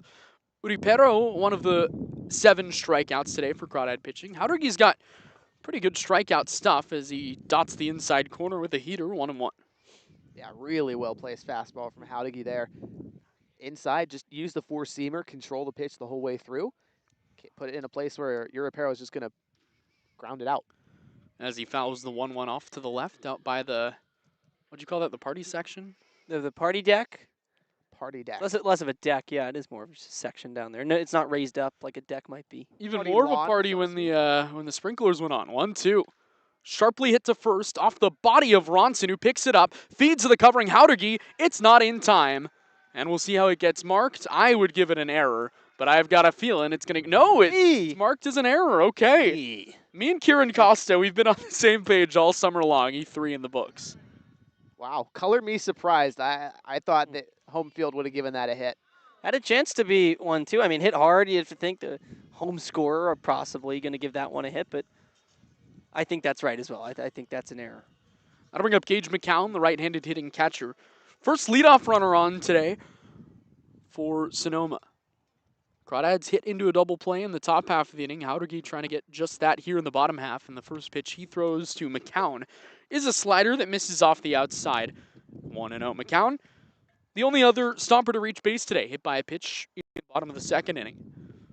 Here in the bottom of the 5th, Lorenzini, Haskins, Delaney, Haudegi. The 4 on the hill for the Crawdads today. Slide step fastball called strike 1. Well, one of the nice things about the shorter week is you can get all your guys in here, right? You start with Lorenzini, the new guy, has 2 excellent innings. Now Haudegi can come and give you some distance out of the bullpen. Ball and a strike. Here's the offering to McCown, the catcher, and it misses down low. Sliding over to his right, Clisby makes the stop, 2-1. Crawdads play tomorrow against Sonoma at home. Then Thursday at Chabot against the Alameda Merchants. And that'll be a home game for the Merchants, even though the Crawdads used it as their home field earlier this season. 2-1 to McCown. Wide, 3-1. I'm excited to see it for the first time. I wasn't here yet. At the Friend. Yeah, Chabot's a fun place to play. Also a good spot for us to broadcast from. We'll have a full complement of video. Yeah, nice. 3 balls a strike, nobody out, and a runner on first in a tie game here in the bottom of the 5th. Haudegi's pitch hit on a line to short past the diving Parker Jr., who goes to his glove side to try to get it. And that's the first hit of the day for the Stompers. Yeah, hard hit ground ball from Uripero in the at-bat before. I thought it had a chance at breaking up the no-hitter, but that one will do it. And honestly, now it might come to the point where they flip the call before. You want the first hit to be a clean one. And so, they could go back and kind of move it a little bit, and I wouldn't fault them. Yeah, I wouldn't disagree. That'll bring up Wesley Bass, but this far and away the best scoring chance for Sonoma. Crawdads riding an 11-game win streak, a franchise long. Let's see, first chance with runners in scoring position. Crawdads so far 0 for 8, so chance to kind of take an advantage in that category. Bass struck out swinging his first time. He turns to bunt, gets it down out in front of the hill. Haudegi looks to third, now just doesn't throw the baseball. He was up and ready to throw to first, and then I think he realized he had more time, so he turned to throw to third and threw it nowhere. And that'll load the bases on the bunt base hit. And just a brain fart. He had to force out easily to third or second, wherever he wanted to go. It's a hard bunt back to the pitcher. That's never what you want to do with a base runner on in any position when there's a force. So had a chance to get the lead runner, had a chance to get possibly 2 if he spun back to second. Instead, he gets none. Here's Connor Johnston, the center fielder, and he lifts the first pitch down the left field line. Foul. 0-1. It's called a hit, too. Would have maybe called it a Fielder's choice. Yeah, fielder's choice. Sacrifice and a fielder's choice. Yeah. Anyway, the base is loaded. Corners play in on the 0-1. And it's in the dirt, stopped by Clisby on a backhand snag, 1-1. Johnston, the center fielder, popped to short his first time up. He's 0 for 1. Every game the Crawdads play, a chance to extend their franchise-long win streak, but now on the ropes in the bottom of the 5th inning. Howdegi from the windup to the left-handed hitter. Fly down the left field line, hit deep, but that will go out of play. And it's 1-2. This is a strikeout spot for Howdegi. Flashed a lot of strikeout stuff early in his Crawdad career. That has kind of gone down game to game. But he's got it in the arsenal. 1-2 with the bases loaded is swung on and missed. Strike 3. Went to the back foot with a slider. And that's a huge out, number 1. Absolutely. Now it puts the Crawdad defense in a spot where you can roll a pair on a ground ball, get out of the inning unscathed, and give your offense yet another chance to take a first lead. But got to get there first. Bryson Ayala struck out looking his first time up. He's 0 for 1. Runners everywhere. Uripero on third, McCown on second, Bass on first, and just 1 out. Corners stay in. First pitch, heater, is called strike 1. Outer black at the knees, 0-1. Good frame from Clisby. Steal another strike, why don't you? Now, too, after the first strikeout, you can play the corners in, try to get out of the plate with the middle back, trying for a double play. 0-1 pitch. That one wide. Like it was a little cuttier from Howdegi to the plate. Ayala came into today hitting just 130, does have a home run, but he's now 1 for 9 with 6 strikeouts against Walnut Creek this year. Now just trying to put the ball in play as Howdegi tosses in an off-speed offering for strike 2. Pretty good speed on the corners with Uripero on third and Bass on first. The catcher McCown at second base. A ball and 2 strikes, the pitch from Howdegi in the dirt off the outside. Clisby makes another nice stop behind the plate. Couldn't quite execute it, but I love that idea. Go low and away, try to induce a soft ground ball on a pitch lower in the zone. It's the right move. Howdegi and Clisby just couldn't quite get to paint. Middle infield playing about, 65% of the way back. 2-2 in the air to right. Down the line, and it'll hook out of play towards the parking lot. Look out, somebody's car. Oh, got one on a hop. Hopefully it wasn't yours. No, mine's farther down. Smart man. In the best spot possible, I think. 2 balls, 2 strikes, 1 out. Sacks full. Here it comes from Howdegi. Fastball off the outside. Count is full now. A walk would be the first of the day for Walnut Creek pitching. It would also bring in the first run of the day for either side. And here you go. You just got to fire a fastball at the hitter. 9-hitter, you got to challenge him. 3 balls, 2 strikes, 1 out. Bases loaded, the full count pitch. Ayala hits one through the left side, a base hit. Coming in to score is Uripero. McCown will get the stop sign at third base. The Stomps go station to station, and it's 1-0 Sonoma in the bottom of the 5th. And just as I was going to say, if you're the 9-hitter Ayala, just be ready for that. Ready for the challenge. He was. Pulled it beautifully through the left side for the opening score in today's game. Waited till the 5th, and it'll be unearned after the run comes around. Uripero got on first base thanks to the error, but a good decision to hold the runner. Pulaski fired to strike back in. Here comes assistant coach Gabe Rojas to the mound. Lineup card turns over. Tino Vassell will hit. He's 0 for 2 with 2 strikeouts, but he's one of the most dangerous hitters in this Sonoma lineup. Yeah, he's got a prime opportunity to launch an extra base hit, plate some more, give Sonoma an insurance lead here midway through this game. Got to approach him very carefully, but you can't pitch around him. You got to go attack. Looks like there's some action in the Walnut Creek bullpen. It's a right-hander. Can't quite get the gauge on that one yet. Maybe Weston? Weston Thornberry. Out there, yeah, Weston. Loose. Ryan Delaney to our right. He's here. After his 1-2-3, 9 pitches, strikeout. Man, he dealt today. That he did. Well, here's Tino Vassell. Bases loaded, 1 out, already a run home. And the defense shifts over to the left side. The shortstop Parker Jr. playing behind the runner on second, Bass. Big hole on the left side of the infield. First pitch, fouled back to the screen, 0-1. I will say pregame I said to Ryan Delaney, immaculate inning today, 9 pitches, 9 strikes, 3 strikeouts. 9 pitches, 3 outs, 1 strikeout. That's take close. Close enough. Almost. Bases loaded, one out. 1-0 Stompers lead. The 0-1 is swung on, fouled back out of the glove of Clisby behind home plate. 0-2. So we'll have to keep waiting for anybody to try and match Braden Barnes' first Crawdad immaculate inning last year, which is about a year and 3 days ago. 0-2 pitch, back foot slider, taken. A ball and 2 strikes now. Weston Thornberry was not originally on the hot list coming into today's game, but yes, he was, as the 1-2 is hit in the air to left. Pretty deep. Pulasic back all the way in front of the wall. He'll make the catch. Tagging from third, McCown scores. Here's the throw in. It's going to go to third, and it's past the cutoff man Woodson over at the third base bag. Now tagging from first going up to second is Ayala. So it's a sacrifice fly to make it 2-0 as McCown comes home to score. Bass moves to third. Ayala moves to second. And for a second there, I thought maybe more for Sonoma. Wow, that ball just kept going, kept carrying and carrying.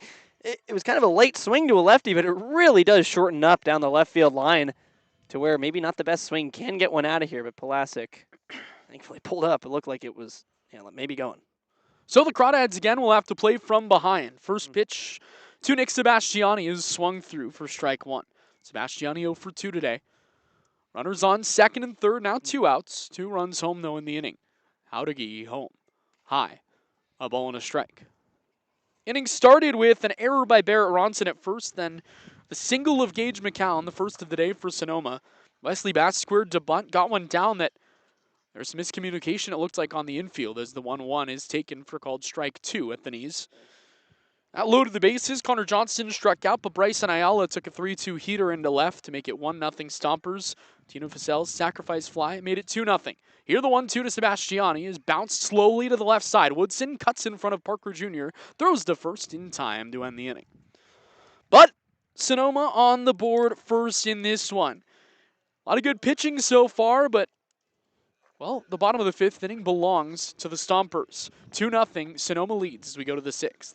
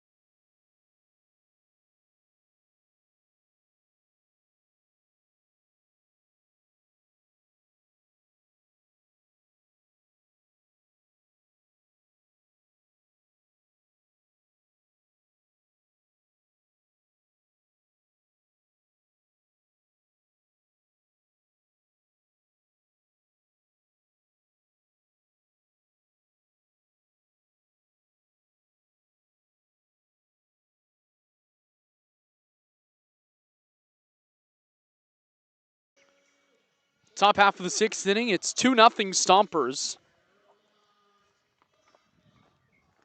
Crawdads have 4, 5, 6. Parker Jr., Bull, and Clisby due up.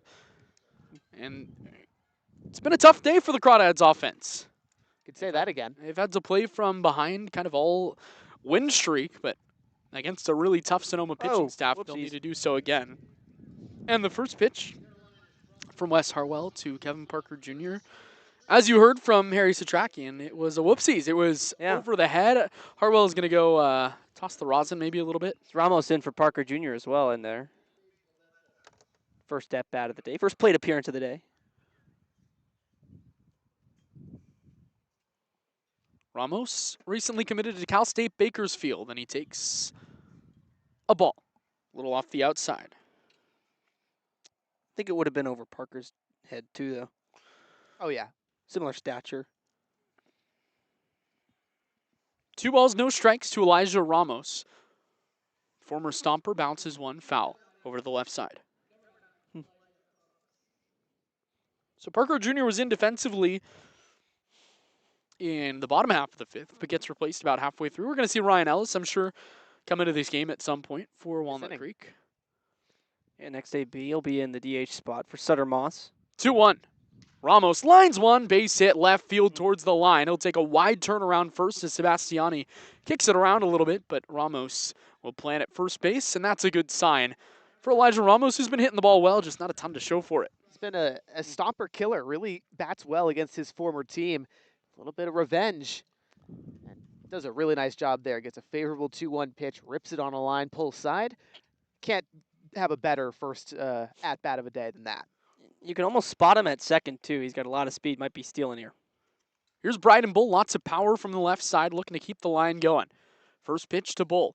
A grounder to first. That's through the right side. That's another base hit. Ramos around second. He'll head from third. Bass up with the ball, and he kind of kicked it around a little bit again. Ramos trots into third. Bull stays on first. His first hit of the day, and the Crawdads are right back in business. Runners on the corners. Nobody out for Brandon Clisby. I mean, this isn't a late inning situation, so I kind of hesitate to say this, but Cardiac Crawdads, man, like they just refuse to quit. Yeah, anytime you're down early, I think it's a thing. Well, they just announced Wes Harwell in the game, but he's been in for an inning plus. Yeah. That's kind of crazy. Hilarious. And here's Brandon Clisby, who's 0 for 2. He's punched out twice, but got to lift the ball here. He's definitely glad to see Andreas out of the game. Bull on first, Ramos now on third. 2 hits in the inning, and a lefty getting loose for Sonoma. First pitch to Clisby. A grounder to third, and it's... Where's the call? It's fair down the third base line. Then it kicks over the bag. Scoring is Ramos. Clisby will stop at first. There was kind of no call from the base umpire on the play. The home plate umpire called it fair late, and the Crawdads cut the deficit in half. It's 2-1. Yeah, right over the bag. Definitely fair. You can even kind of almost tell from here, but I guess the calls on the field by the home plate ump also a little bit delayed like the strike calls. But, man, big time to get that run in from third. Crawdads maybe just play better when they're behind. So 3 straight knocks for the Walnut Creek, and now a new pitcher will come into the game. Logan Figlar, the lefty from Santa Rosa, will enter the game with 2 on, none out, and the Crawdads, well, they scored for the first time here in the top of the 6th, looking to even this game up or even take the lead. We'll be right back.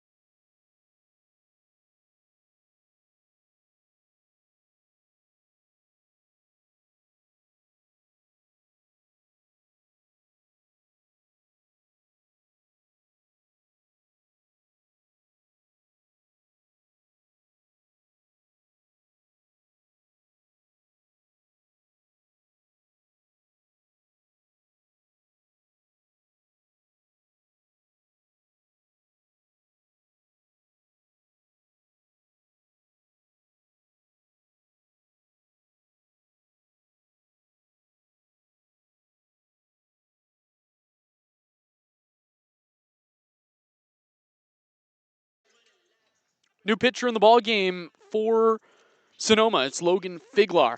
He'll face Dylan Perez with Bryden Bull on second, Brandon Clisby on first after his RBI knock. And the Crawdads trailing 2-1.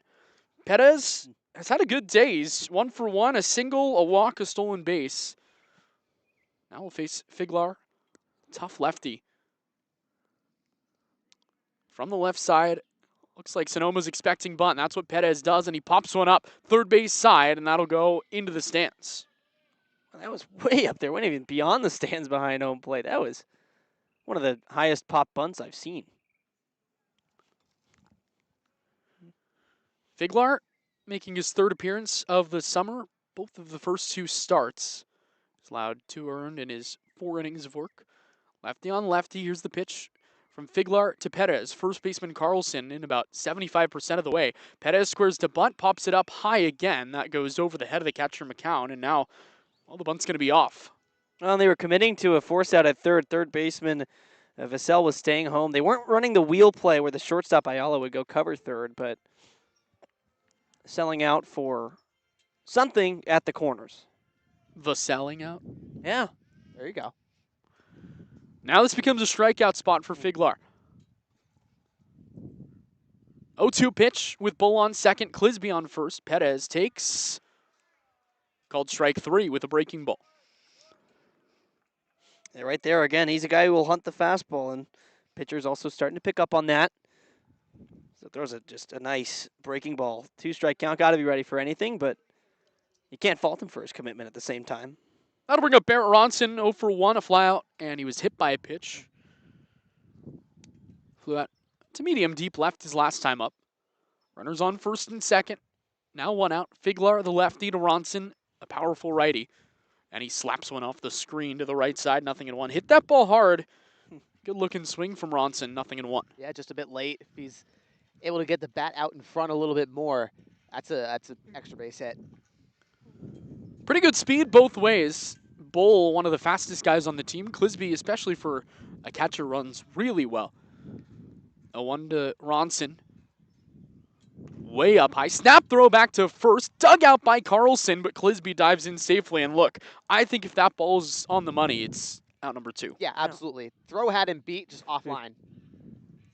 And we're talking about the same Brandon Clisby? Brandon Clisby, left fielder? Yeah, my left bad. fielder, right? Of course. Of course Runs he's got like an speed. outfielder, yeah. A ball on the strike. Figlar hides the ball behind his back. Now comes set. Above the belt, below the letters. Looks home. Looks back to second. Back home. Bull runs from second. Curveball called strike 2. Here's the throw to second. Clisby's safe. Bull's in at third. A double steal. And now Ronson just needs to put the ball in play to tie this game up for Walnut Creek. Perfect execution on the double steal. I mean, way to create more runs if you're manager Brant Cummings for Walnut Creek. And an excellent double steal, like you said, too. I mean, you get the great jump by Bull going to third, but also the right read by McCown, the catcher, going down to second, because Clisby just the trailing runner. After the great jump by Bull, he made a heads-up play from the catcher spot. Figlar, who struck out Perez, the batter before, looking to do the same against Ronson. 2-1, Crawdads trail here in the 6th. The 1-2 pitch. Ronson strikes out swinging on a high fastball. High and tight, and he chased it.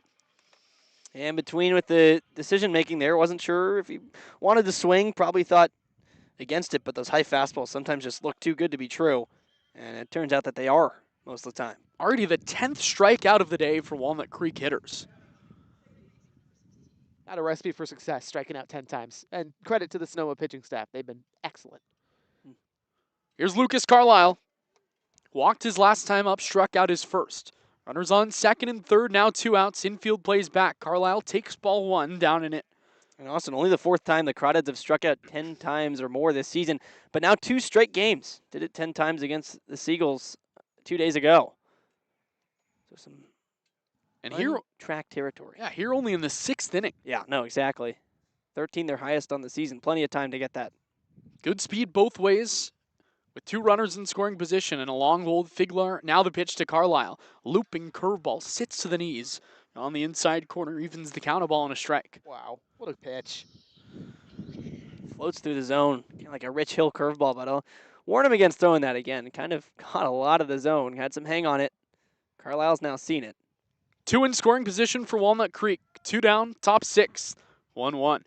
Carlisle slaps one down the right field line. That'll squirt foul. 1-2. Yeah, kind of got another off-speed pitch there that he sat and waited on. Just a little bit too late. Like the approach, But now 2-strike count. 3 straight singles started the inning, including the RBI knock from Clisby, then 2 strikeouts, but a double steal mixed in there. Have put runners on second and third with 2 outs. Crawdads trail by 1. Figlar ready with the 1-2 pitch. Carlisle takes in the dirt. Maybe the changeup evens the count 2 apiece.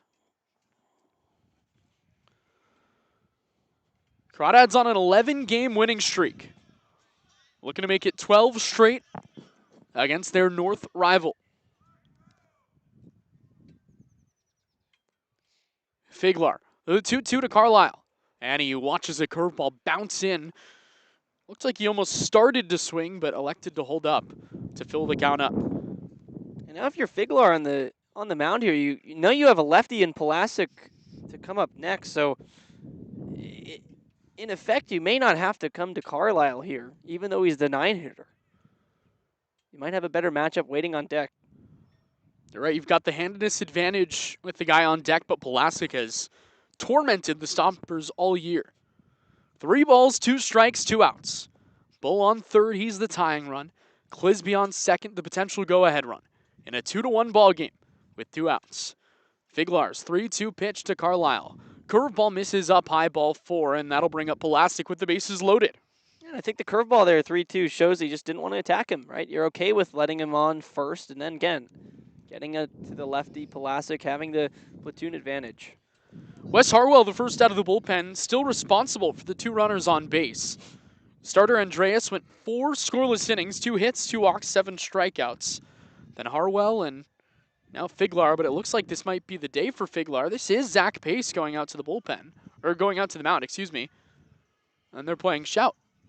Looks like just starting action in the bullpen, though. Warming up a righty. Out there just getting started going. Sam Schnitzer.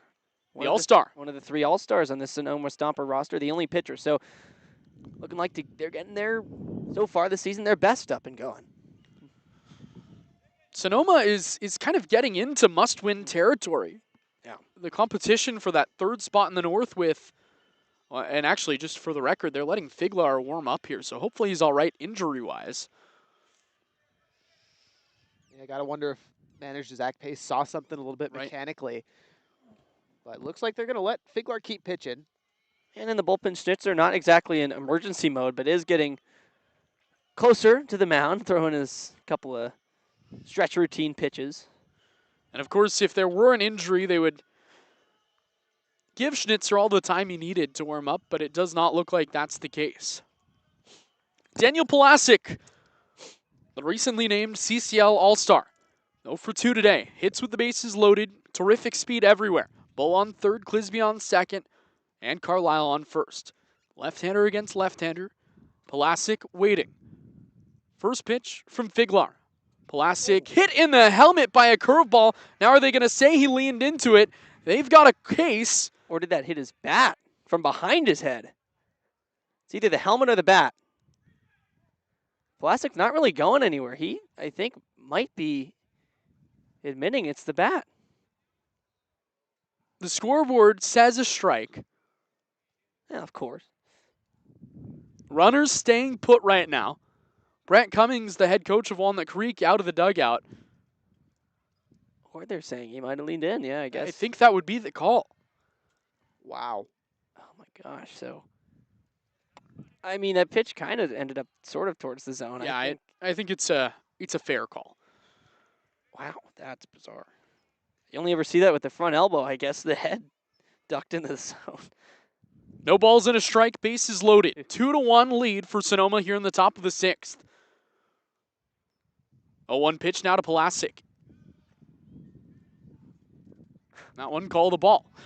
Looked pretty good from here. I think a bit of a... Might have skipped in the dirt, I think. I couldn't tell. It almost looked like... Yeah, I have no idea. The catcher framed it like it was a strike, but you're right. 1-1 to Pulasic with the bases loaded and 2 down. This one he takes, and it's called strike 2. Right on the outside, and now he's got to protect with 2 strikes. Crawdads got on the board here in the top of the 6th after Sonoma scored twice in the bottom of the 5th. Threatening again. I don't know. We've seen some weird things here in Sonoma. 1-2 pitch, Figlar to Pulasic. That one down and away with a slider. Count evens up, 2 balls and 2 strikes. Pulasic now 3 for 11 with a double and 2 driven in this season against the Stompers. Base hit here would likely give the Crawdads the lead. 2 balls, 2 strikes, and the bases loaded. Here's the pitch. Pulasic takes a curveball down and away, and now we've got the biggest pitch of the night. 3 balls, 2 strikes, 2 outs. 3 straight base hits started the inning. Bull on third, Clisby on second. Carlisle, after he walked, is on first. 3 balls, 2 strikes, 2 outs, and a 2-1 game. Figlar above the belt. The lefty to Pulasic. On the outside corner with the fastball, and it's called strike 3. The Crawdads strand the bases loaded on a looking strikeout. That's their 11th of the day. And it's 2-1 as we go to the bottom of the 6th here in Sonoma.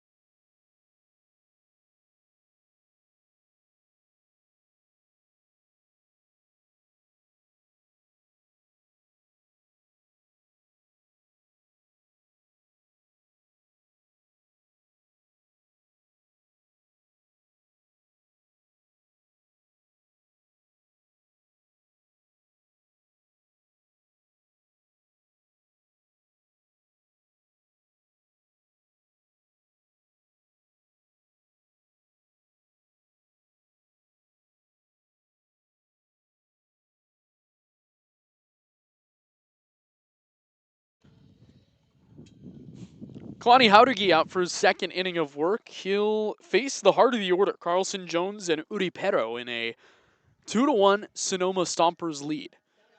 And this becomes a beginning for Howdegi after he gave up 2 in the bottom half of the 5th, and the Crawdads got 1 back. Now you're looking to put a shutdown frame on the board and try to get back into the ballgame a little bit.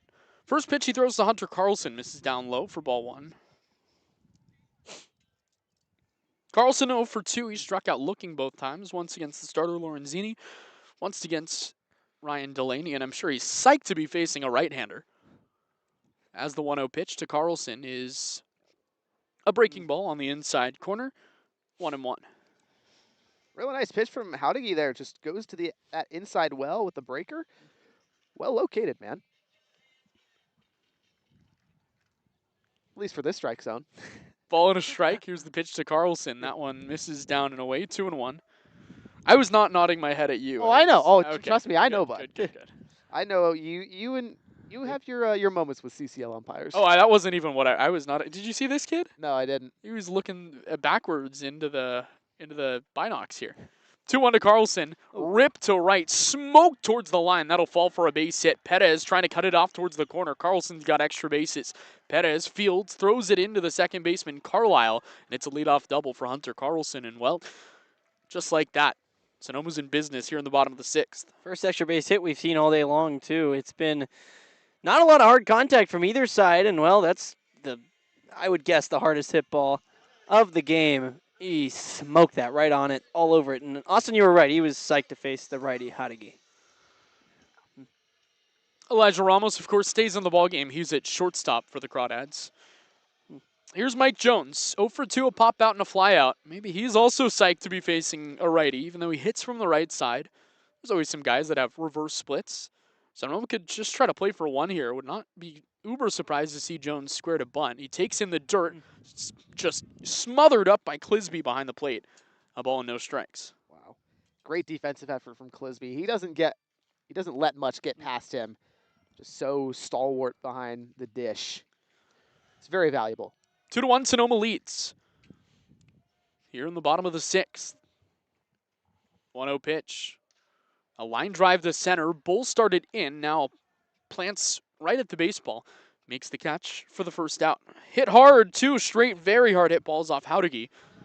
But not a ton of BABIP luck in this game for either team. Not much other than this guy, Uripiero. Well, it didn't affect the batting average positively or the batting average on balls in play positively, but a ball in play netted him a first base trip and then a run scored on the E3 last time up. So really the only time we've seen the Crawdads defense kind of make an error. First pitch to Uripiero.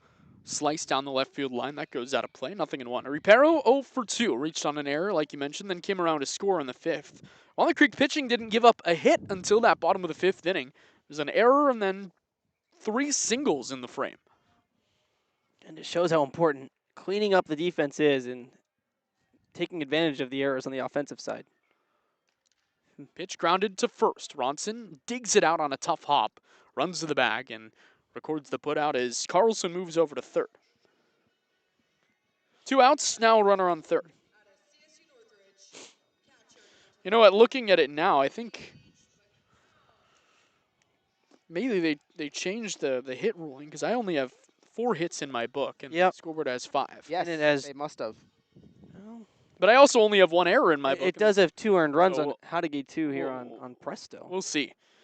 2 outs for Gage McCown, who singled his last time up, and he takes an off-speed pitch on the outside corner for called strike 1. McCown had that first hit, also was hit by a pitch. He's the only Stomper to reach base twice today. I think they did add the hit, but haven't taken off the error. 0-1. A little high, a little away. Count goes to a ball and a strike. 2-1 Stomps lead. Bottom of the 6th inning here against the Crawdads on an 11-game win streak. And McCown takes called strike 2 at the knees on the outside, and it's 1-2. Howdegi 1 strikeout so far through an inning and 2/3 of work, looking to strand the runner Carlson at third. Leadoff double, a line out and a ground out have placed him there. From the windup, the 1-2. Slider off the outside corner. In the dirt, swung on and missed. Clisby picks it up, throws to first. It's in time.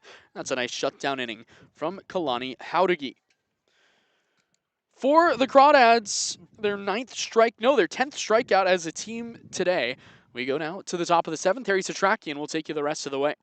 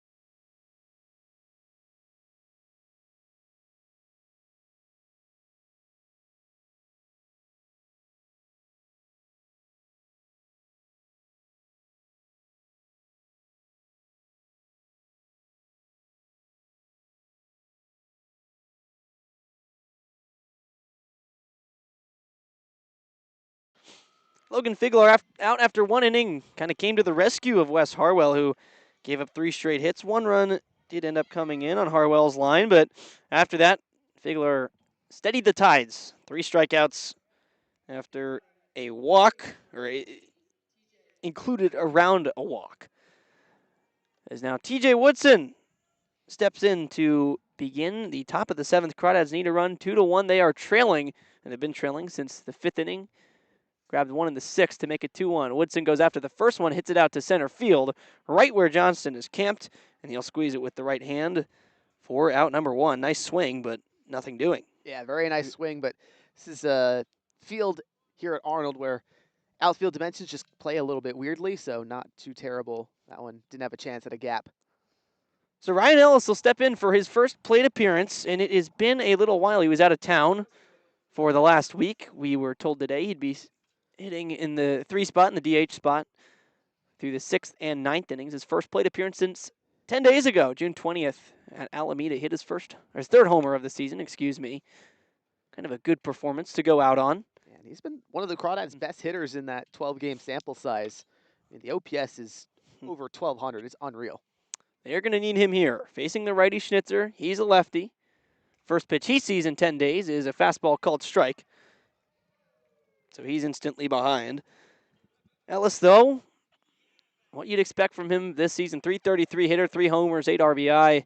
And, I mean, his numbers still look very good, even though not being here for 10 days. Still tied for the team lead in homers.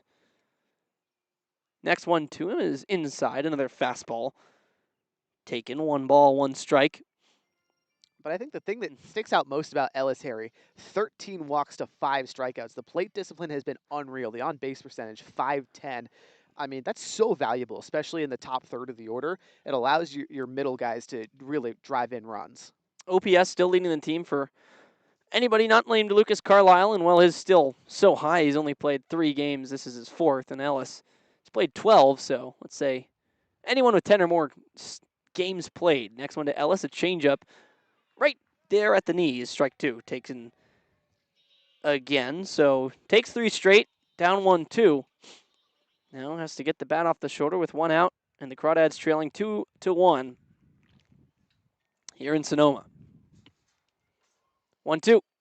Ellis takes in the dirt. Changeup kind of looking for the same spot, but got it a little too low. That's the thing with Ellis is you're not going to get him to chase on stuff that's outside the zone. You really have to paint the corners and those kind of tough to reach spots in the strike zone in order to get him to whiff. Nobody on, 1 out. Ellis in a 2-2 count. The lefty facing the righty, Sam Schnitzer. Hit out towards second, past the backhand attempt of Perro and into right center field for a base hit. Ellis grounds one through the middle for a base hit. He is back. Yep, Mr. Crawdad is back. That's a fantastic swing. 2-2 pitch, gets a fastball knee level, turns on it, pulls side on the ground. Easy base hit for Ellis. So gets on with 1 out. Brings up Elijah Ramos behind him, his 2nd plate appearance. So Ramos, first time he got in, kind of struck gold. Base hit. Came around to score the Crawdads' only run so far. 2-1 they trail. 5 hits for the Crawdads. No errors now. 2 runs, 5 hits, 1 error for the Stompers. First pitch to Ramos is head high, taken for a ball. So in fact, the error charge to Ronson initially in the 5th goes down as now the first hit in the game. It's changed to a hit. And unfortunately for Kalani Hadagi, now 2 earned runs on his line, as that run came around, followed by another. Next pitch to Ramos, runs in and hits him. Crawdads' first 2 batters get on, same as the 6th inning. That's when they scored.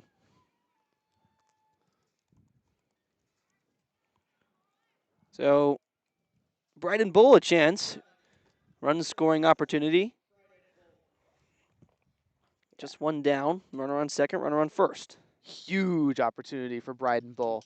I mean, got to just pull something in the air into one of the gaps, get the job done, plate Ellis. He gets to face a righty in Sam Schnitzer now. Long wait for Bull to get in the box here. Now the tall lefty will stand in. Ellis on second. Ramos on first. Ellis the potential tying run. First pitch to Bull. A changeup on the outer corner taken for a ball. just missed. How hard did TJ Woodson hit his fly ball? Was it like a pop up or like a? No, it was a line drive. Pretty good. Yeah, it was hard hit. It'll go down as an L8. Wow. Maybe. A little higher than a line drive, you'd maybe think. Bull ahead 1-0. Schnitzer comes set. The lone pitching all-star for the Stompers delivers. Fastball inside. Goes to 2-0 for Bull. There we go. He's just seeing pitches today, and I really like that from him. He's to sit, wait, and find balls that he can lift in the air into the deep parts of the outfield. Came up last inning in the 6th. Same situation. Ramos was on first. There was no one on second, so Ramos got on ahead of him. Bull did his part. Got a base hit. Got them over. Ramos came around to score eventually. Now Bull in a friendly count 2-0. He'll watch a fastball way outside 3-0. Hold the bat here if you're Bryden Bull. Work a walk. Load the bases. Let Clisby get a chance with the contact tool to get something to happen. At this point, Schnitzer's kind of afraid to pitch to you. Clisby, the lone RBI today, stands on deck 1 pitch away from batting with the bases loaded. Here's a 3-0, and he will, in fact, see the bases loaded. Oh, no. As that pitch was way up and now going down, Sam Schnitzer Oh, no. might have just taken a tumble on the pitch on the plant leg. Jeez, that I think he's all right, but that's just scary. Anytime you see a pitcher on the down like that on the mound, it's awful. Really missed the pitch, too, up and away, so went to the backstop. Though I think he's okay. I think just kind of front foot slipped out under him. As a right-hander will get hot in the Stompers bullpen. That's Patrick Richardson, we think. Oakland, California, undecided where he's going next. It will be rising senior is now pitching coach. Going to come on and have a chat. Looks like it's not Patrick Richardson. No, but it also looks like it's 49 out there, which is infielder Mateo Heredia. Yeah, not the same on the roster. So a quick meeting on the mound with Sam Schnitzer after losing Bryden Bull. Could be Evan Sandoval, 48 maybe out there. That's what I was thinking at first, and then I was pretty sure I saw 49, but also, my eyes have been known to deceive me at times. It's definitely 49 out there. Yeah, no doubt. So unless Sandoval's wearing a different number or Heredia is picking up a new hobby. They'd both have to be wearing different numbers. Sometimes you never know in the CCL. But it might be a text to Kieran Costa kind of moment. Yeah. Anyways, a righty is warming up in the bullpen as there is a meeting on the mound. And just a pitching coach again, so not going to be a change of Sam Schnitzer. Again, headed to the All-Star game for the Stompers. It's all righty. But he's got a 3-base runner situation here with 1 out. Bases are juiced. Brandon Clisby, who's got an RBI hit today, also has struck out twice. Coming up, he's one of just 3 crawdads to strike out at least twice today in the midst of a strikeout fest for crawdad batters. If you're Clisby here, it's elevate. That's the name of the game right now. Cannot ground into a double play. Corners in, middle back with 1 down. First pitch to Clisby. He will elevate. High to left field, ranging over to his left. Sebastiani makes the catch in the gap. Coming home to score is the run from third. Ramos tagging from second to third. He is out as the throw comes in.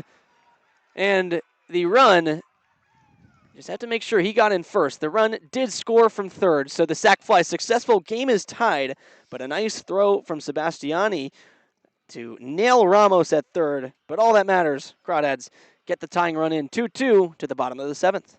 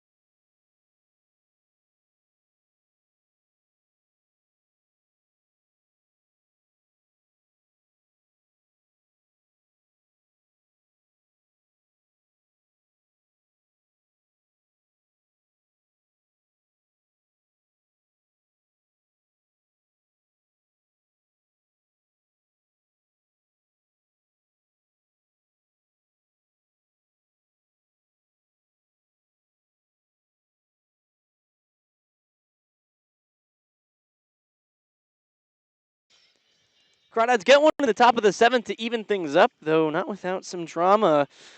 Sack fly turned into a fly-out double play as Elijah Ramos, trying to tag from 2nd to 3rd, was gunned out by the left fielder Sebastiani. Went to Ayala to cut to Tino Vassell, who landed the tag. And it was a really kind of a late jump by Ramos.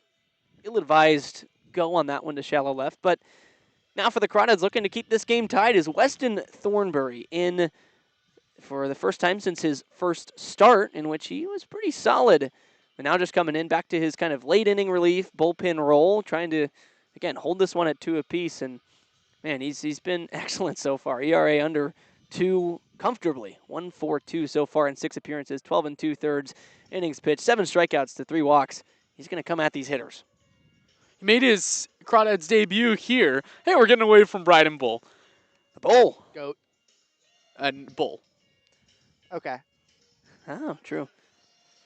Gazelle, bull, goat, all used in today's broadcast to describe the magnificent center fielder. And all valid descriptions. So Thornbury now his first pitch in to the righty is hard hit to first and caught by the first baseman Ronson. Right to him, went down to a knee. Wesley Bass is out on the line. And we got one, says Bryden Bull. Just letting us know. Plus comms from the kid. Oh, yeah. Great comms. Really good communicator. Fluid speaker. Very succinct. Yeah. I'm glad they teach him to count over at Ole Miss. Great chirp, Harry. Great chirp. Wow. Knows what's going on. Might be the funniest thing Jack Brooks has ever heard. Now Connor Johnson, center fielder, batting 8th, takes the first pitch, a slider, biting in and low for a ball. Might be the funniest thing Harry's ever said, Austin. Wow. Yeah. Really? Oh. I love it. It's not a fun guy. 1-0. Johnston takes up and away. Fastball goes ball 2. So, Kalani Hadagi, 2 innings, 5 hits instead of 4. And then, of course, 2 runs, both earned now after the error was changed to a hit to start the 5th inning. As the 1-1 to Johnston. Fastball right down the middle for a strike. Thornbury gets back 2-1. With a man out, nobody on. The bottom of the 7th inning. Did they play the 7th inning stretch? They play Take Me Out to the Ball Game? I didn't hear it. 2-1 is fouled in just off the glove of Clisby. You were probably just too locked in. I know that's something that happens I was. frequently. I was scribbling in the book here, and so it's very possible. I missed it, but they did play? They did. Good, okay. Do you need me to sing it for you? No. No, I don't please think no. we need to do that. Please, no. 2 balls, 2 strikes. Thornbury even. Johnston waves and misses a changeup way out in front. And the first strikeout of the day is the second out of the 7th inning for Weston Thornbury. We got 2. Yeah, that'll play. A really good changeup against the lefty Johnston. It's right where you want to start it. Sits belt high. And honestly, it's a pretty good pitch to hit if you just look at the end location, but when you consider how much it moves just off the rip, you're not really gonna touch it. Both teams now into double-digit strikeouts, 10 for the Crawdads and 10 for the Stompers. First pitch, the next batter, Bryson Ayala, swings through for a strike. Wow. Filthy. Goes to the changeup again. Arm side run, slow pitch, just into that inside corner. Really sold it with the arm action, too. It looked a lot like a fastball to the last second. 0-1, Ayala takes again another changeup. This one right at the bottom of the knees for strike 2. He's talked about using the cutter as kind of the bridge pitch between the 2-seamer and the sweeper, but that changeup has been really good today. He's now 1 pitch away from a clean 7th inning and getting the hot Crawdads bats up. No balls, 2 strikes. Thornbury from the stretch bounces the slider in the other batter's box. I love it. It was not a particularly close pitch, but now you can kind of bend a 2-seamer off the outside edge and wrap it back in. You can go back to a slider, keep it a little closer. A lot you can do just based on that pitch. Yeah, right idea, wrong execution. 1-2, Clisby the catcher ready. Here comes Thornbury. Goes slider. Again off the outside, does not get a swing. So taking ball 2, Ayala, working the at-bat. Now that Ayala's seen the slider a pair of times, I think at this point it's safe to go with something that breaks in. 2-seamer on that outer corner like you were talking about, Austin, or maybe a changeup inside to get another wave. Either way, kind of avoid the slider here, bottom line. 2-2, Thornbury. Hit back right to Thornberry. He snares it on the glove side and will run it all the way to first. A soft underhand to Ronson, and that is out number 3. Very quick inning of work for Weston Thornberry. What, 11 pitches? So he gets through the 7, 8, 9 and gives them the claw. 8th inning coming up, tie ball game.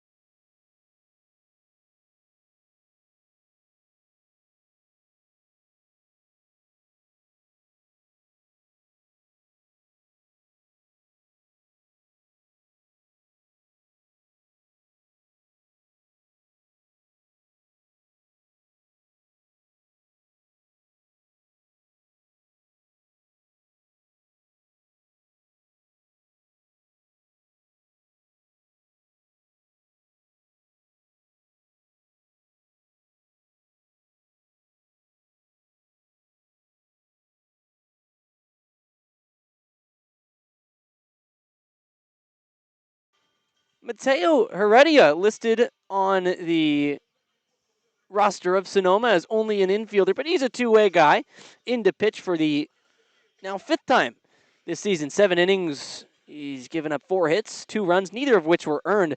But my goodness, 11 strikeouts to 2 walks. This guy can do it all. He's been a two-way guy both years at Cerritos in his collegiate career so far. Although more so a hitter. 16 appearances, ERA at 5.11.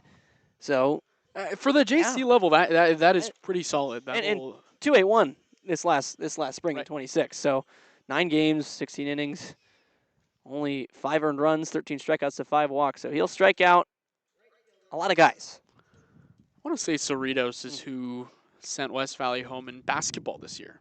Oh, You should know that. I should. I don't really. It was an awful game. We lost by like 54 Yikes. in the Elite 8. he'll face the bottom third of the Crawdads lineup. Dylan Perez, Barrett Ronson, Lucas Carlisle, barring any changes, but Cam Taylor's on deck as a fastball in the inside part of the plate for a strike. Cam Taylor, sorry. Go ahead. I was going to say something gimmicky. Go. On deck. Cam Taylor on deck. Bam, bam, Cam, baby. That was all I had. So Heredia perhaps in facing 2 lefties here to start as Perez gets sawed off, goes foul, but the orange half of his bat goes flying out of play. And man, I really like that orange bat. It was cool. I don't know if he has another one. It's a little too Stompers colored for me. That's true. Yeah. Yeah. He'll get a new one. It's all black. I do like Casey and I called it this yesterday or last year, the Crayola box of colored bats. I always think I it's like fun that. to see. That is good. Oregon's, he was kind of a corner outfielder. His name was Jeffrey Hurd. He used the pencil bat that went viral for a little bit because it had like the pencil wrap on it. That's fun. Yeah, it was really cool. Perez behind 0-2 against the righty Heredia, who's in his tall stance, now goes into his quick windup. And Perez, the new bat, lofts it over second base for a base hit. Odi Apedo made a leap at it going arm side, but Perez, the new stick, gets him on first. Stomper's bat had too much Stomper luck in it. Get a base hit with the Crawdads color and good things happen. Now move the line. Bam, bam, Cam up. He's here with one thing in mind, right? You know what he's coming up to the plate to do. Yeah. And he's a Stomper. He's a guy that can do some special things with the bat. Looking to kind of break through this summer. Wind has died down a little bit in left field, so this could be a perfect spot for Taylor to launch it. By the way, Perez on base 3 times a day. That's now 18 straight games he's reached base. First pitch to Cam Taylor, kind of a half swing, pulls it foul down the first base side on the ground. But Perez, I mean, he's been sort of an unsung hero of this lineup. He's shown the power a couple of times, 2 pumps, as well as that just, again, on-base machine. Now he's finally starting to get some of the luck to go in his way as well, because he's hit the ball hard for a majority of the summer. On base in every CCL game he's played, too. 17 total. Taylor whiffs through a fastball. 0-2 to him. He's got the home run swing right there. He's got to shorten up a little bit now with 2 strikes, but see if Perez off first. He's got any ideas. He was picked off earlier this game. Gage McCown, the catcher's been ready to throw all day. 0-2, Perez leaning, he'll stay.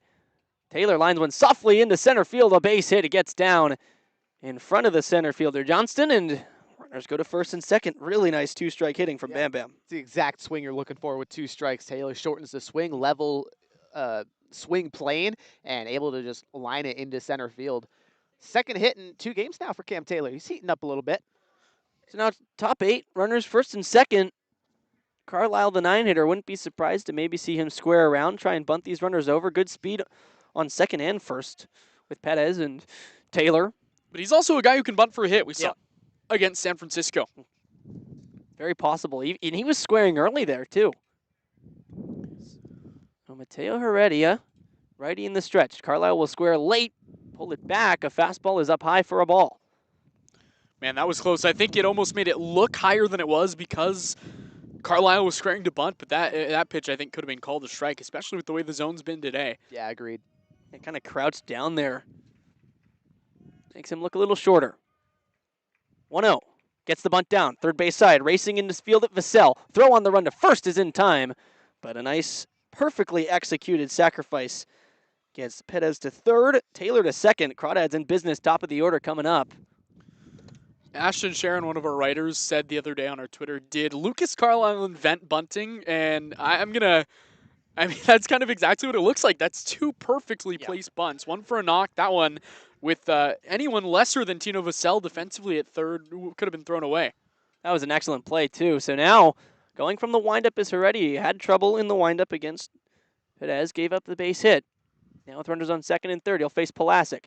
Grounded to second. Infield's in. Yuriapero fakes home. Goes to first. He was too late to get the runner at home. He'll get the out at first, but Perez streaking in from third. The Crawdads take the lead. Productive out does the job for Pulasic. He's been kind of having a tough night at the dish. 0 for 4, but that'll give him an RBI. His 10th of the season. I mean, I don't think he's gone a game without an RBI, apart from his debut. That, I think, speaks so much to the way the bottom of the order is set it up. Yeah. He's a ball and play guy. So runner on third with 2 down. Taylor's over there at third, and now it's probably the Crawdads' best hitter right now, TJ Woodson. Righty on righty. He'll square to bunt, but the first pitch he pulls back, skipped into the catcher's mitt. I think right there, that's just a sneak attack. I don't think he had any intent of actually laying one down, just maybe wanted to see a pitch. And Ryan Ellis had a good swing his first time up. He's on deck, so maybe trying to get something up with Ellis coming up. Stompers have played in 13 games, settled by 3 or fewer runs. It's the most in the CCL North as Woodson takes a strike on a fastball down and away. I mean, This is on down. really cool to see right now. The Crawdads bullpen is all up. Oh, yeah. Next to the foul pole. I believe Devin James is waving a shirt around. Yeah, tarps off with sweatshirts only, perhaps. Breaking ball pulled foul. And I mean, he's still wearing a tarp, but yeah, it could be the sweatshirt layer.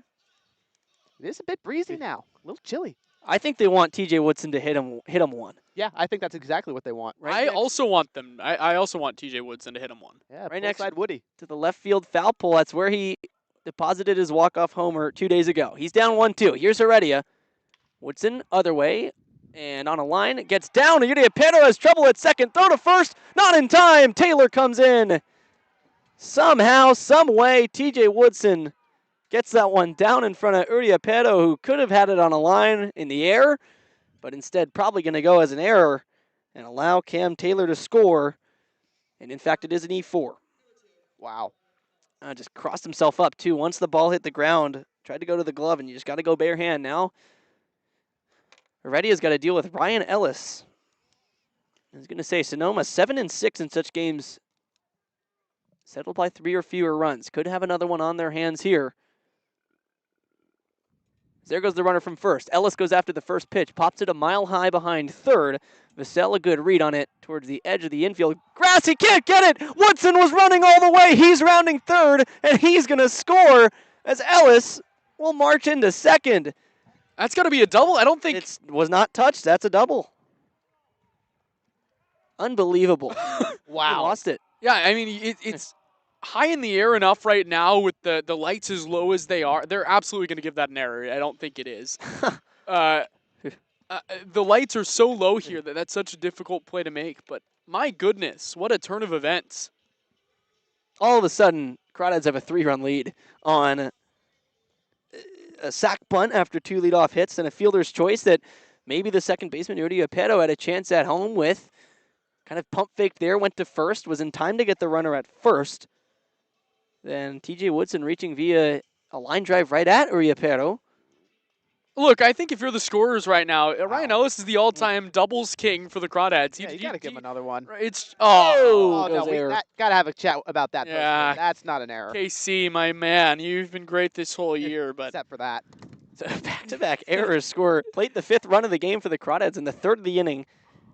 5-2, they now lead all of a sudden.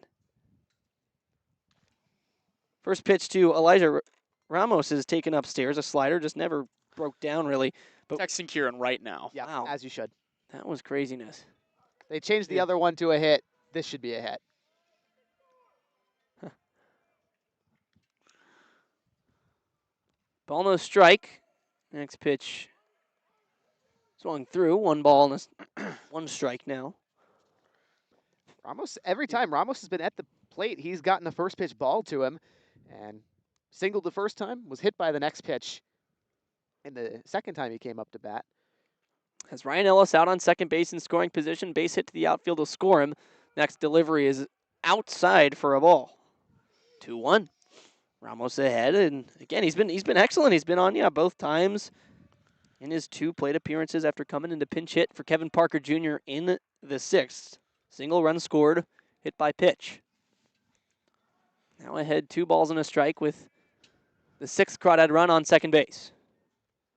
In comes Heredia, and a slider gets a half swing, but he goes around. A nice pitch to come back by Heredia. That one a sword.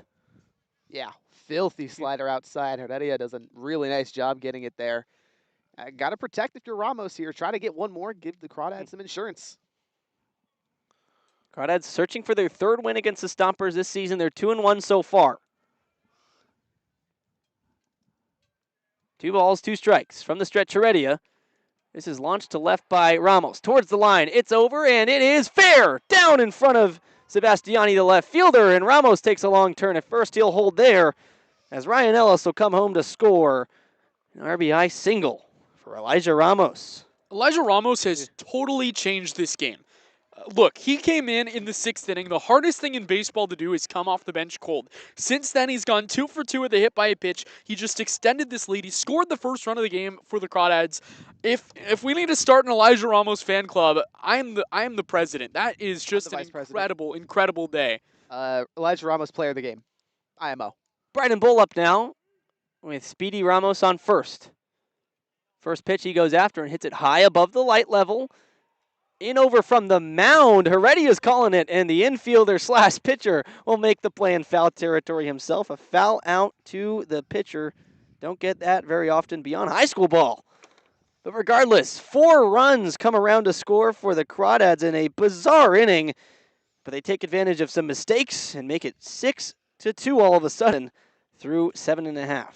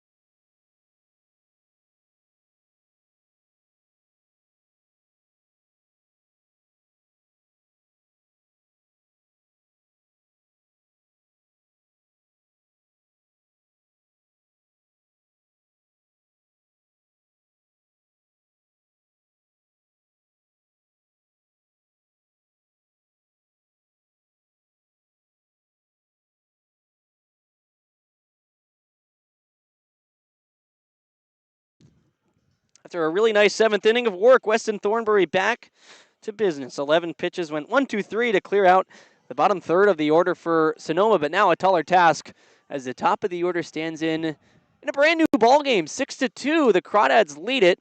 9 hits on the ledger for Walnut Creek. No errors after one earlier got changed, so they're on track to meet our key of fewer than 5. However, Sonoma working up towards 5. 2 hits, 5 runs, or 2 runs, 5 hits, 3 errors now. And those errors have, at least for the most part, warranted runs for the Crawdads. Yeah, 2 of the 3 errors, runs have come around to score because of them. So now Tino Vassell, the leadoff man against Thornbury, takes strike 1. Outside heater as the Crawdads bullpen remains loud. Yeah, how about that energy from them? Need it right now. Now they're chanting something.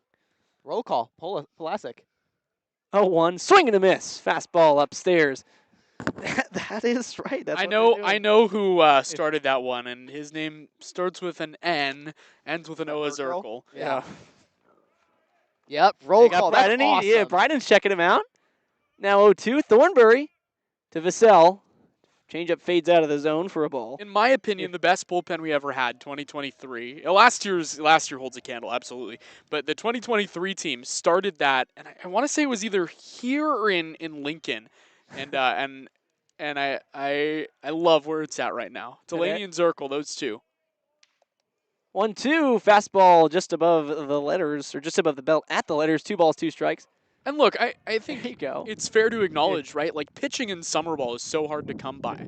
And, well, I'll let you call this pitch. Just for you, pal. Thanks, man. At the belt, Thornbury, 2 balls, 2 strikes to the leadoff man, Vassell. Here he comes. Fastball down low. And so, guys leave during the summer. It's just inevitable. But if something like this kind of changes the mind of 1 or 2 guys on the team, we've already heard, I'm not going to say exactly who, but someone who was originally supposed to be here for 1 month, spent time with the teammates and wants to stay both. That stuff is important. Payoff pitch to Vassell. Swing and a miss. Thornbury gets him down. Hacking, second strikeout of the day for Weston. And 11th for the Crawdads. They now pull ahead of the Sonoma pitching staff in the strikeout race. It's 11 on the day for the Crawdads. And the Stompers been stuck at 10 since the 6th. That energy from the bullpen is infectious. You can tell that the Crawdads are playing a little bit harder, a little bit more pep in their step, because they've got their guys behind them cheering. Now it's Nick Sebastiani to stand in. Righty-righty. First pitch, fastball check, swing inside, did not go. Third strikeout of the day for Tino Vassell. He now has 7 strikeouts in 13 plate appearances against the Crawdads this year. In jeopardy of losing his 4-game hit streak, too. Next pitch, a changeup right down the middle, taken for strike number 1, evens the count, but that's a strikeout rate, just over 50%. Against all of their opponents this year, he's about 28%, so the Crawdads have had Vassell's number, and it continues. Now the 1-1 to Sebastiani's popped up towards right. That one is disappearing in the sky, but Perez has a good look at it, and he'll make the catch. He hardly had to move out there. This team does remind me a lot of that 2023 team where it wasn't a team that was really going to beat you with its starting pitching in terms of going deep into games, but the guys in the bullpen really kind of carried the load, and it was a team that got guys to stay throughout the summer. Sean Fitzpatrick threw 40 innings for the Crawdads that summer and stayed, and Bryden Bull's ignoring us right now. Wow. Unreal. Hunter Carlson, third place hitter, goes after the first pitch, bounces it to second. Routine for Lucas Carlisle, who smoothly throws it on to Cam Taylor now at first. And that will retire the side. Back-to-back 1, 2, 3 innings, back-to-back claws given by Weston Thornbury. Top of the 9th coming up, Crawdads up 4.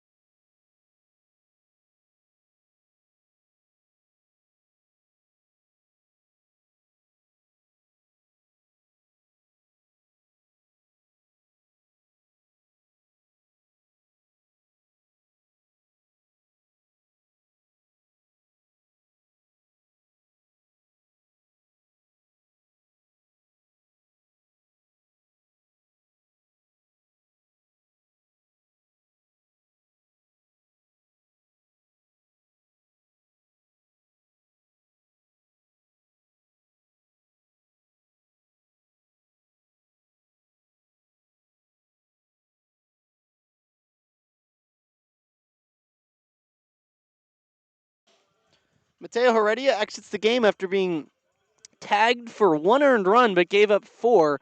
Continues a stretch this season where he's given up a lot of unearned runs. But now it's Devin Laginto on to face the middle to bottom of the Crawdads lineup, 6, 7, and 8, due up. So it's the end of the middle, beginning of the end. As now quickly he goes into his first windup. A two-seamer catches the outside for a strike to Brandon Clisby, who's done some good things today. Hey, my bad. Couple runs batted in. Also stole a base as part of a double steal. Gotta be quiet. 0-1, swung through, no fouled. Change up that time looked like something arm side with a kind of sidearm funky delivery of Laginto. I think one of my favorite moments of the roll call, I want to say I think it was at home. 0-2, slider way off the plate. And At least we thought about it. the Crawdads had it was one of the games against those really, really bad Solano teams. I think the Crawdads ended up winning at like 25-3 or something like that. And Coach Brant Cummings got in the roll call. Wow. Swing and a miss. 1-2, a slider biting off the outside. Nice pitch by the side armor. Now we are once again even in the strikeout race, 11 apiece for both sides. The great Sonomian strikeout race. It's like, we've got the Sonoma Raceway. It's like two cars are really battling lap by lap. Here we're on lap number 9 in the 9th inning. Gearhead Harry Setrakian, nice pull. It's the final lap of regulation. Sonoma once again pulling even with the Crawdads. His first pitch, I should say, to the next batter, Dylan Perez, taken for a ball inside. Just some really good days for some of these Crawdads today, even though they're not up by that much. Hard hit on a line, right side, base hit gets through for Dylan Perez through the infield, the 3-4 hole. He's on for the 4th time today, his second hit. Dylan Perez, again, the on-base machine continues. His on-base percentage came into today at .319. It's gone up. Someone's going to have to fact check me on this, but I was noticing yesterday when making the game notes that I believe that's his first career 3-hit game. Yes. Both at Baylor and, of course, with the Dads. Oh, yeah. I'm sure he had many in high school. Oh, yeah. So, yeah, it's his 3rd hit, not the 2nd hit. 4th time on. 3 times hit, 1 time a walk. Now, working quickly, Cam Taylor swings through his first offering from Laginto. Classic Cam Taylor swing with the first pitch. He saw Ripped at something it. he likes, take a big hack, try to muscle it out of the ballpark. Gotta love it, man. No balls and a strike. From the stretch, Laginto deals low and in. Taylor takes a ball. It's a little chilly now. Oh, yeah. I'm starting to Oh, yeah. think about my puffer coat, 64 degrees. Started at 77, 76. Man on first, 1-1 pitch to Taylor. Outside for a ball. And that 8th inning, Perez and Taylor, I mean, that's so big. 2 guys today have come off the bench cold and delivered big hits. Ramos, Taylor. 2 balls, 1 strike. Taylor ahead. He takes a big rick, fouls it back. And that just Change up. speaks to how deep this Crawdad lineup is. I mean, you talk about 1 through 9, you can have an order where everybody's a threat to have a base hit, has gap power at bare minimum, and can get on base a lot, too. Perez tight lead off of first as Laginto will come set. At the belt. Perez goes. Pitch taken outside and whoops, forgot something. McGowan loses the ball and allows Perez to take second and puts it to a 3-2 count. So Crawdads inching towards 70 stolen bases on the season. Santa Barbara came into today with 77. So still chasing the top of the CCL, still lead the CCL North, though. The payoff pitch is looming to Cam Taylor. Here it comes. Taken, down low, ball 4. Nice at bat. Very.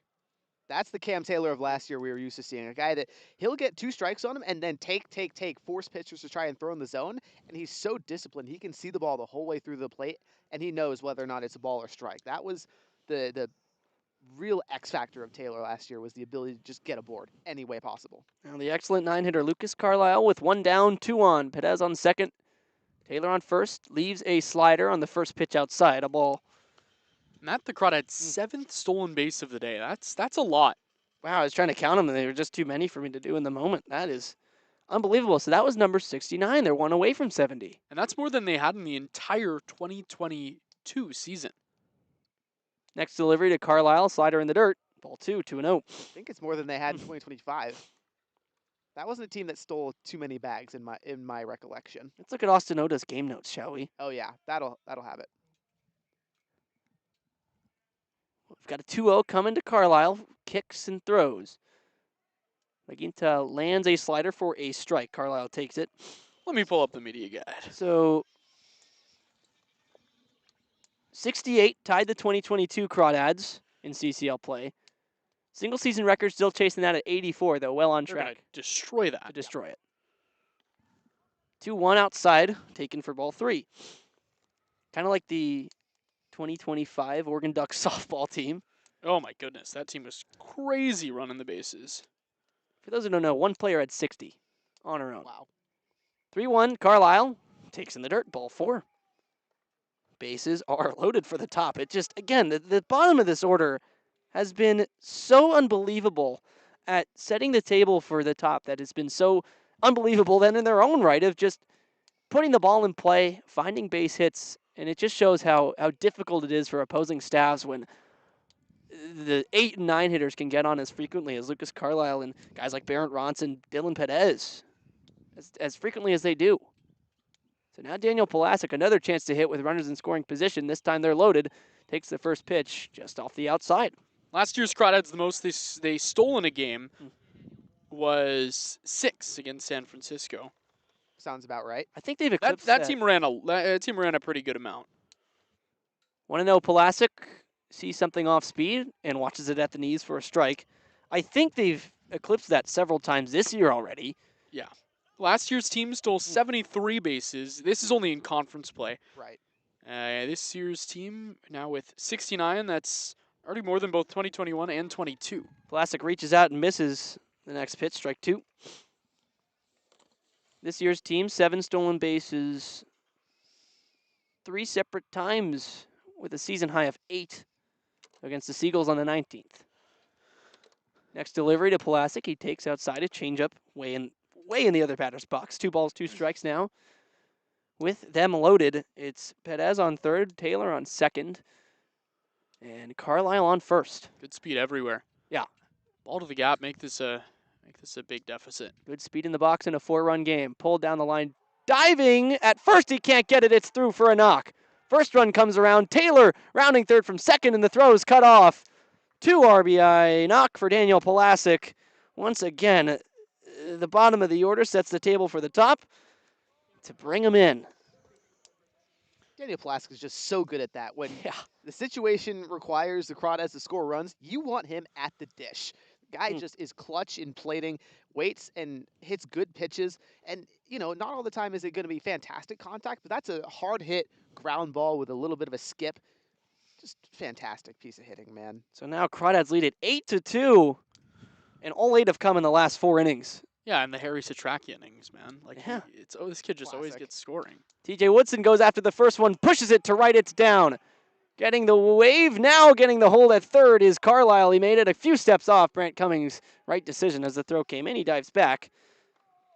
So bases will be loaded once again. Now for Ryan Ellis, but man, keeping the line moving, and the Crawdads just looking to put the last nail in this one. Yeah, absolutely looking to stomp out the Stompers, if you will. Credit Jack Brooks for giving me that idea with the visual cue. But, I mean, this is a chance for Ellis where he technically should be halfway through the cycle, in my opinion. Yeah, no, I'm with you. So, a chance to either get maybe a bases-clearing triple or a grand slam for Mr. Crawdad, that'd be so perfect in his first game back to go 3 for 3 with it'd be 5 total RBIs.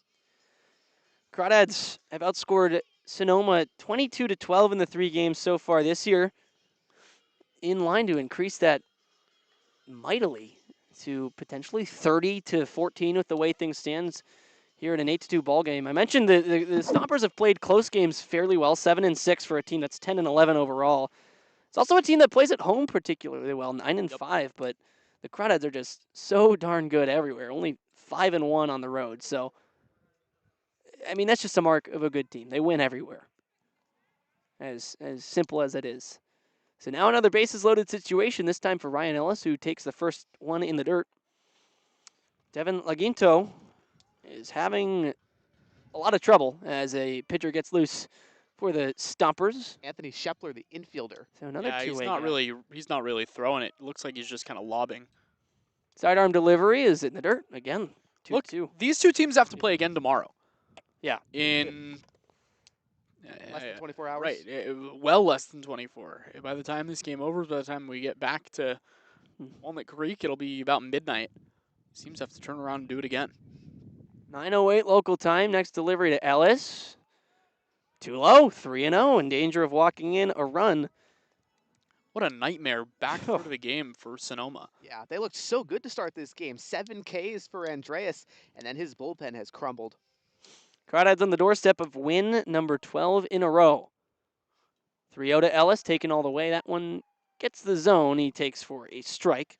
And the craziest thing about that is it's not even the longest win streak by a CCL team this year. Slow had 13 gamer. Baker's doesn't.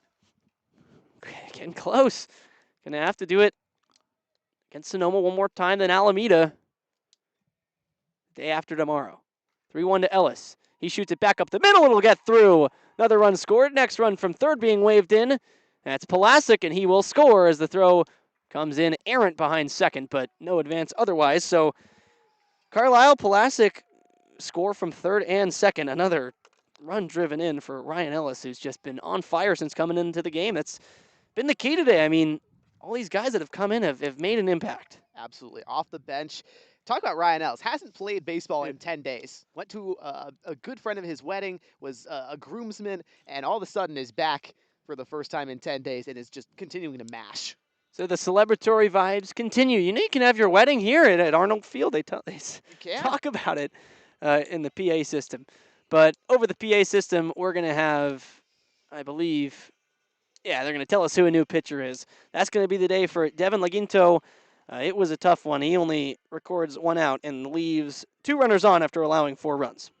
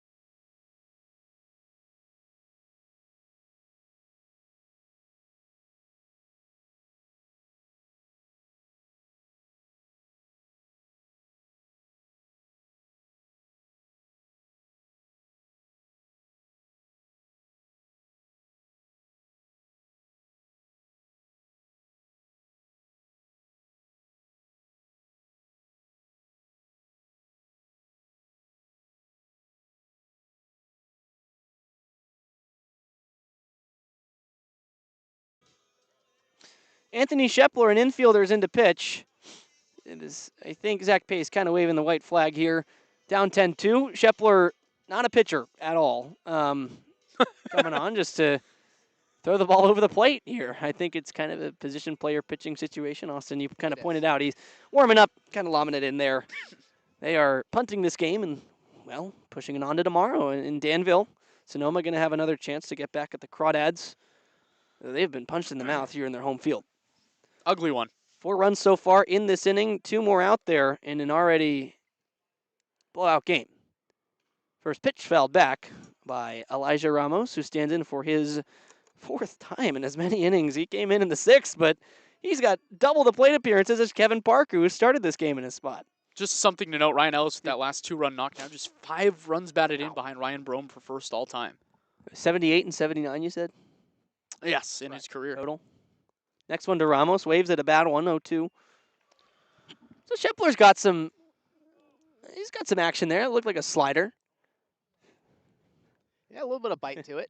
Center fielder Connor Johnston, just said, I want to know the velo on that. So Schepler, the infielder, 0-2 on Ramos. Ramos sends one out towards left center field. A long run. Johnston, he'll slide to make a catch.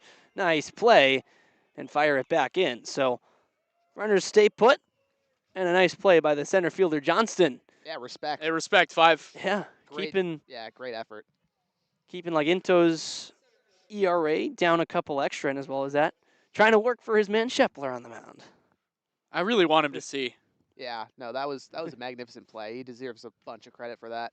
Did you say L8 or F8? L8. Yeah, I think so too. It was ripped on a line. Ninth batter of the inning comes to the plate for the Crawdads. It's Bryden Bull, who watches one on the outside corner for a strike. Popped out to the pitcher. Last time it was Heredia who ran off the mound to make the play himself. Usually an infielder. 10-2. Crawdads blew it wide open last inning, blew it open last inning, wide open this inning. Bull swings and misses, 0-2. 1 run in the 6th, 1 in the 7th, 4 in the 8th, 4 in the 9th. Yeah, like you hop on play-by-play, and all of a sudden the Crawdads start scoring, dude. Harry's the good luck charm, man. After the Woodson walk-off. Feeling good. 0-2. Bull awaiting 0-2. Watches one just down below the zone, 1-2. I wasn't gonna say anything, and then you made a thing. It's late here, man. Yeah, no. You've had a long day. A lot of You- games. Bedtime, Harry. Yeah. Yeah, I kind of haven't had much of a long day. Watched some World Cup earlier. I was trying to give you credit, but that's fine. No. 1-2 Bull fouls it back. Norway won that game 2-1. Erling Haaland scored a game winner. Kind of. Was Jay Strong on the call? He was not for this one. But Haaland kind of slowly poked the winner across the goal line. Didn't get all of it, but the keeper out of position.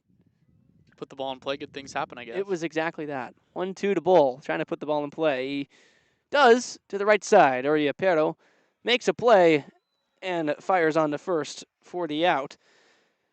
So Bull makes the final out in the 8th and 9th innings, both innings in which the Crawdads scored 4. It is a blowout all of a sudden. 10-2, Crawdads lead it.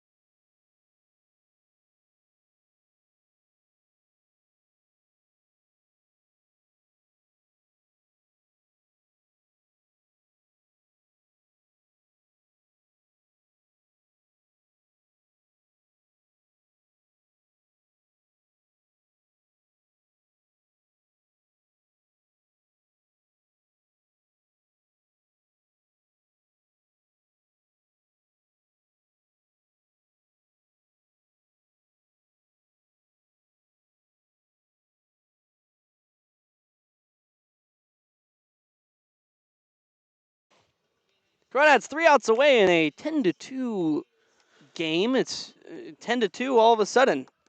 From the innings 1 through 4 was absolutely scoreless. Then 2 runs came in for Sonoma in the bottom of the 5th. Since then, though, nothing for Sonoma and a 10 for the Crawdads. 1-1-4-4 is how they've done it. Alongside me, Austin Ota to my left, Charlie Limoncelli to my right. Further to my left, is our producer, Jack Brooks, taking you through today's action, a radio broadcast. Jack Brooks has done nothing today. In Sonoma, no. He's updated the score bug. Why do we even have a broadcast I have producer? no Ota? idea. Alessandro Martinez is in the game, by the way. First pitch he throws hit hard to right. In front of Perez, misplays it towards the line. It's going to roll all the way to the wall. And a leadoff double for Michael Jones gets things started on the right foot for the Stompers. And hey, comeback time. Hey, as I told you guys last time we were here, old Sonoma broadcaster used to say, it's a 2-slam game right now. Yes, you did, and it's been applicable both times now. 10-2. They still need a lot to go right as Misael Uriapero stands in against Alessandro Martinez. Weston Thornbury in line for the win today. Was gross. He was fantastic. Crawdads took the lead when he was pitching and have not lost it, obviously. But maybe in danger of it with a runner on second to start the inning. First pitch taken up and away by Uriapero. Nice joke, Harry. Hey, still a lot of ball to be played. Martinez, though, has been just incredible this summer. Hasn't allowed an earned run in either the league or non-league play. Of course, that one definitely in danger of doing so. But what a summer it's been. And after not having an appearance without allowing an earned run this spring, every time he's thrown this summer, he's gone without allowing an earned run. Big strikeout stuff, big breaky, sweepy slider. Yeah, he got snubbed of an all-star selection. I'll second. 1-0 after a long pause is fouled away, left side down the line. Stompers hitters catching up to the stuff. Maybe doesn't have quite the A stuff today in the colds. Maybe not spinning the ball as well. 'Cause, I mean, he's got like a 3,000 RPM sweeper. It's gross. The Youngstown State man, Misael Uriapero, awaits a 1-1 from the left-hand side against the righty Martinez. He takes a strike. 1 and 2 look like a changeup on the outer bottom out corner. I want to see the sweeper. Yeah, me I too. want to see it. I can see each rotation. Sure you can. Maybe our video team could get a camera that slows it down enough. 1-2, spiked. 2-2. Have you guys seen the movie The Perfect Game? No. I don't think so. Yes, you. It's about the team from Mexico, the Little League team. Oh yeah. Yeah. There's like a saying that if you can see each spin on the baseball, you'll be able to hit any pitch. Sure. 2-2 to Uriapero. Swung on and hit to third softly, and as TJ Woodson cuts it off on the grass, and he'll fire a strike to first. 1 down. I think one of the more underrated aspects of this win streak is how good TJ Woodson has been defensively. Yes. Because the start of the summer, like, just to call a spade, he wasn't great defensively. And he's really turned it around. And he's done so moving from short to third and second even. A little bit of second. Yeah, and I think it comes with playing time. The guy didn't play all spring at Baylor. Last played, it would have been fall ball for the Bears. And now he looks very fluid out there. Woodson came in today, 7 games apiece at short and third. It's the first pitch now from Martinez, taking a strike by Gage McCown, the catcher, who's 1 for 2 today. Single run scored, strikeout, hit by pitch as well in the second. So he's been on twice. And that was the sweeper there from Martinez. It was gross. Only Stomper has been on base twice. He's had a good day. McCown. Nothing in one, swung through. You looked back. You made it. You made it when you looked back. No balls, 2 strikes. As he swung and missed through a fastball, Martinez looking for out number 2 with the leadoff man Michael Jones still on second. He's got a massive lead. He could probably take third and the Crawdads won't care. Next delivery, fastball up away. I think we're a little bit delirious here in the cold, guys. I mean, we're over 3 hours into this thing. It was 2-1, 6/7 of the way through, and all of a sudden it's 10-2. Sonoma, man. 6-7. 1-2. Martinez. Kicks and deals. Front door sweeper. Give him the ring. No. Called ball 2. Come on, that was strike 3. Got it. Idar says. Bryden, was that a strike? Brian Volz has a bit inside. That's what I was going to do. Dude, time is called. Time is called. The batter strikes out. We're having too much fun here, folks. It's fun when the Crawdads have 11 straight wins and are 2 outs away from number 12, man. This is great. 2-2. Swing and a miss. Sweeper in the other batter's box. That's how gross it is. Ew. Yeah, Sandro Martinez is just absolutely filthy, bro. Straight up. He was thrown with our own Alex Martinez earlier. And Alex Martinez is a pretty good knuckleball. He was showing it off. Shout out Alex Martinez, known threat at first base at Pioneer High School, man. What a guy. Prospect. Prospect. Pioneers where my sister goes. I was a little shocked. Graduated from. Wentz graduated. Yes, Yeah. thank you. Good call. Congrats. And I forgot about that. Yeah, how do you not know that your sister graduated this year, don't bro? really Skipped a like game her. for that, man. First pitch to Wesley Bass, rather, called a strike. Imagine not liking your sibling. No, man. I love That's my crazy. sister. My sister and I are in. We're like friends right now. Usually we hated each other for the first like 20 years of my life. Wow, that's a lot of them. That was a long time ago though. Yeah, because you are like 35. Bass skies one foul to the right. Please don't hit my car. It's into the lot. The Setrakmobile. Sure. Harry, go out there and make sure your windshield isn't busted. It'll be fine. Fetch. No balls, 2 strikes, 2 outs. 10-2 Crawdad lead. Win number 12. 1 pitch away. Do we get it on this pitch? Hit the third. Woodson on a stab. Throw to first. In the dirt. Picked by Taylor. Did he stay on the bag? Yeah, he did. And that is exactly what happens. In the words of John Strong, do we get the 12th win here? Yes. Crawdads dominate Sonoma in the final half of this game. 10 runs all scored from the 6th inning and on. After allowing 2 in the bottom of the 5th, the pitching staff came in and allowed none after that. So it goes 10 runs, 12 hits, no errors for Walnut Creek. 2 runs, 6 hits, and 3 errors for Sonoma on the way to a 10-2 loss for Sonoma. They now go down to 10-12. Crawdads improved to 16-4. Harry, I have a question. And 12 of those 16 in a row. What's 10 plus 2? 12. How many runs were scored today? 12. I don't get it. It's just cool that it was the That same. oh, that is pretty cool. Yeah, and the Crawdads had that. 12 hits. Weston Thornbury gets the victory. Is that 2-0 on the year, Austin, you said? Yeah. 2-0. So he gets a big second win. You love to see the win in the stat column.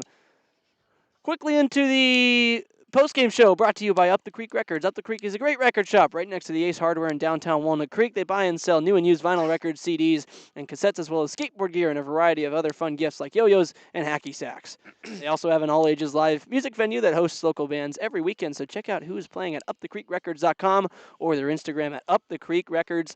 Let's check out what's happening up the creek. And, well, again, 10-2. Crawdads big win, 12 hits. No errors made on the defensive side after one got flipped. It was overall just a very, very well-played game. And now, real quick, to highlight one player, today's player of the game brought to you by Worth Group Restaurants, a local collection of East Bay restaurants owned and operated by Rodney Worth. This includes the Peasant and the Pear in Danville, the Bourbon Pear in Livermore, and the Golden Pear in Walnut Creek. Worth Group Restaurants, an official partner of the Walnut Creek Crawdads. And, guys, you can't deny the impact that several of these players had, especially after coming into the game late, but none more than Elijah Ramos. 2 base hits, 2 runs, or 1 run scored, 1 run batted in, a hit by pitch, got on 3 out of the 4 times. And he was excellent in sparking the rally in the 6th that got the first run in and led to 9 more. Yeah, he was just fantastic, did the job. A stomper killer against his former team. Call it stomper. Stomper, It has yeah, to be, it right? has to be. You're right, Austin. Thank you for correcting me. The one time I actually like it when you correct me. But yeah, no, that was very well performed. Just cold off the bench, and he comes in hot like a solar flare, if you will. That's a pull for you folks. If you couldn't tell, I'm kind of grabbing at straws. Anyway, he played really well. Bat to ball is great. If he can, kind of turn this into a string of good performances before the break, that'd be awesome. Because, I mean, he's hitting sub 200 right now, but we know he's a much better player than that. Then quickly, into the sweet play of the game, brought to you by Batter and Icing, an official partner of the Walnut Creek Crawdads. Batter and Icing, a locally owned custom bakery with 2 retail outlets in Danville and Pleasant Hill. Since 2018, they've been creating everything from birthday and wedding cakes to corporate event desserts, all made freshly with quality ingredients and plenty of creativity. Learn more or place an order using the Crawdads fundraiser part of the Order Online tab at www.batterandicing.com. Orders can be picked up at any Crawdads home game at the ballpark. And, well, I think we're going to go a little weird here. For the first time ever. First time ever? Me? Potentially. You. Are you not? I disagree with this. Okay. Okay, well, you announce it, Austin. Well, I so think you have a good point. Connor Johnston, the center fielder for Sonoma, in the top half of the 9th inning. And look, I know it's Sonoma, but he made an incredible diving catch going far to his right glove side, making a save with 2 on. And look, it doesn't end up really changing anything in the scorebook. It's a 10-2 game still, but that all-out effort in the 9th inning of a blowout after your team gives up a 2-run lead to the what is, kind of pacing towards a 12-game win streak at the time. That's a big deal, and I appreciate the all-out effort, and I think he deserves that nod. No, I agree. I think he's he made a very stellar play in a time where, you can kind of let that one die out and go for a base hit if you kind of don't care. The outcome is the outcome. But I'd give it to Weston Thornberry. He had a hard hit ground ball right back to him as a pitcher. His glove was set at the kind of his chest level coming out of the windup, goes all the way down to the floor, snags the ball up, and then makes an easy throw to first. Like, pitchers are athletes too, and I think Weston should get a little bit of credit for it. Real nice plays, both sides, from the pitcher of the Crawdads and the center fielder of the Stompers. Loss eventually goes to Mateo Heredia on the books. Again, win goes to Weston Thornberry, who had a big candidate for player of the game. But it's time to go home. That game over 3 hours for Austin Ota and Charlie Limoncelli, my amazing broadcast partners, and our amazing, even more amazing, producer, Jack Brooks. We thank you for tuning in to this radio stream on the road. We'll see you back tomorrow at home on the video.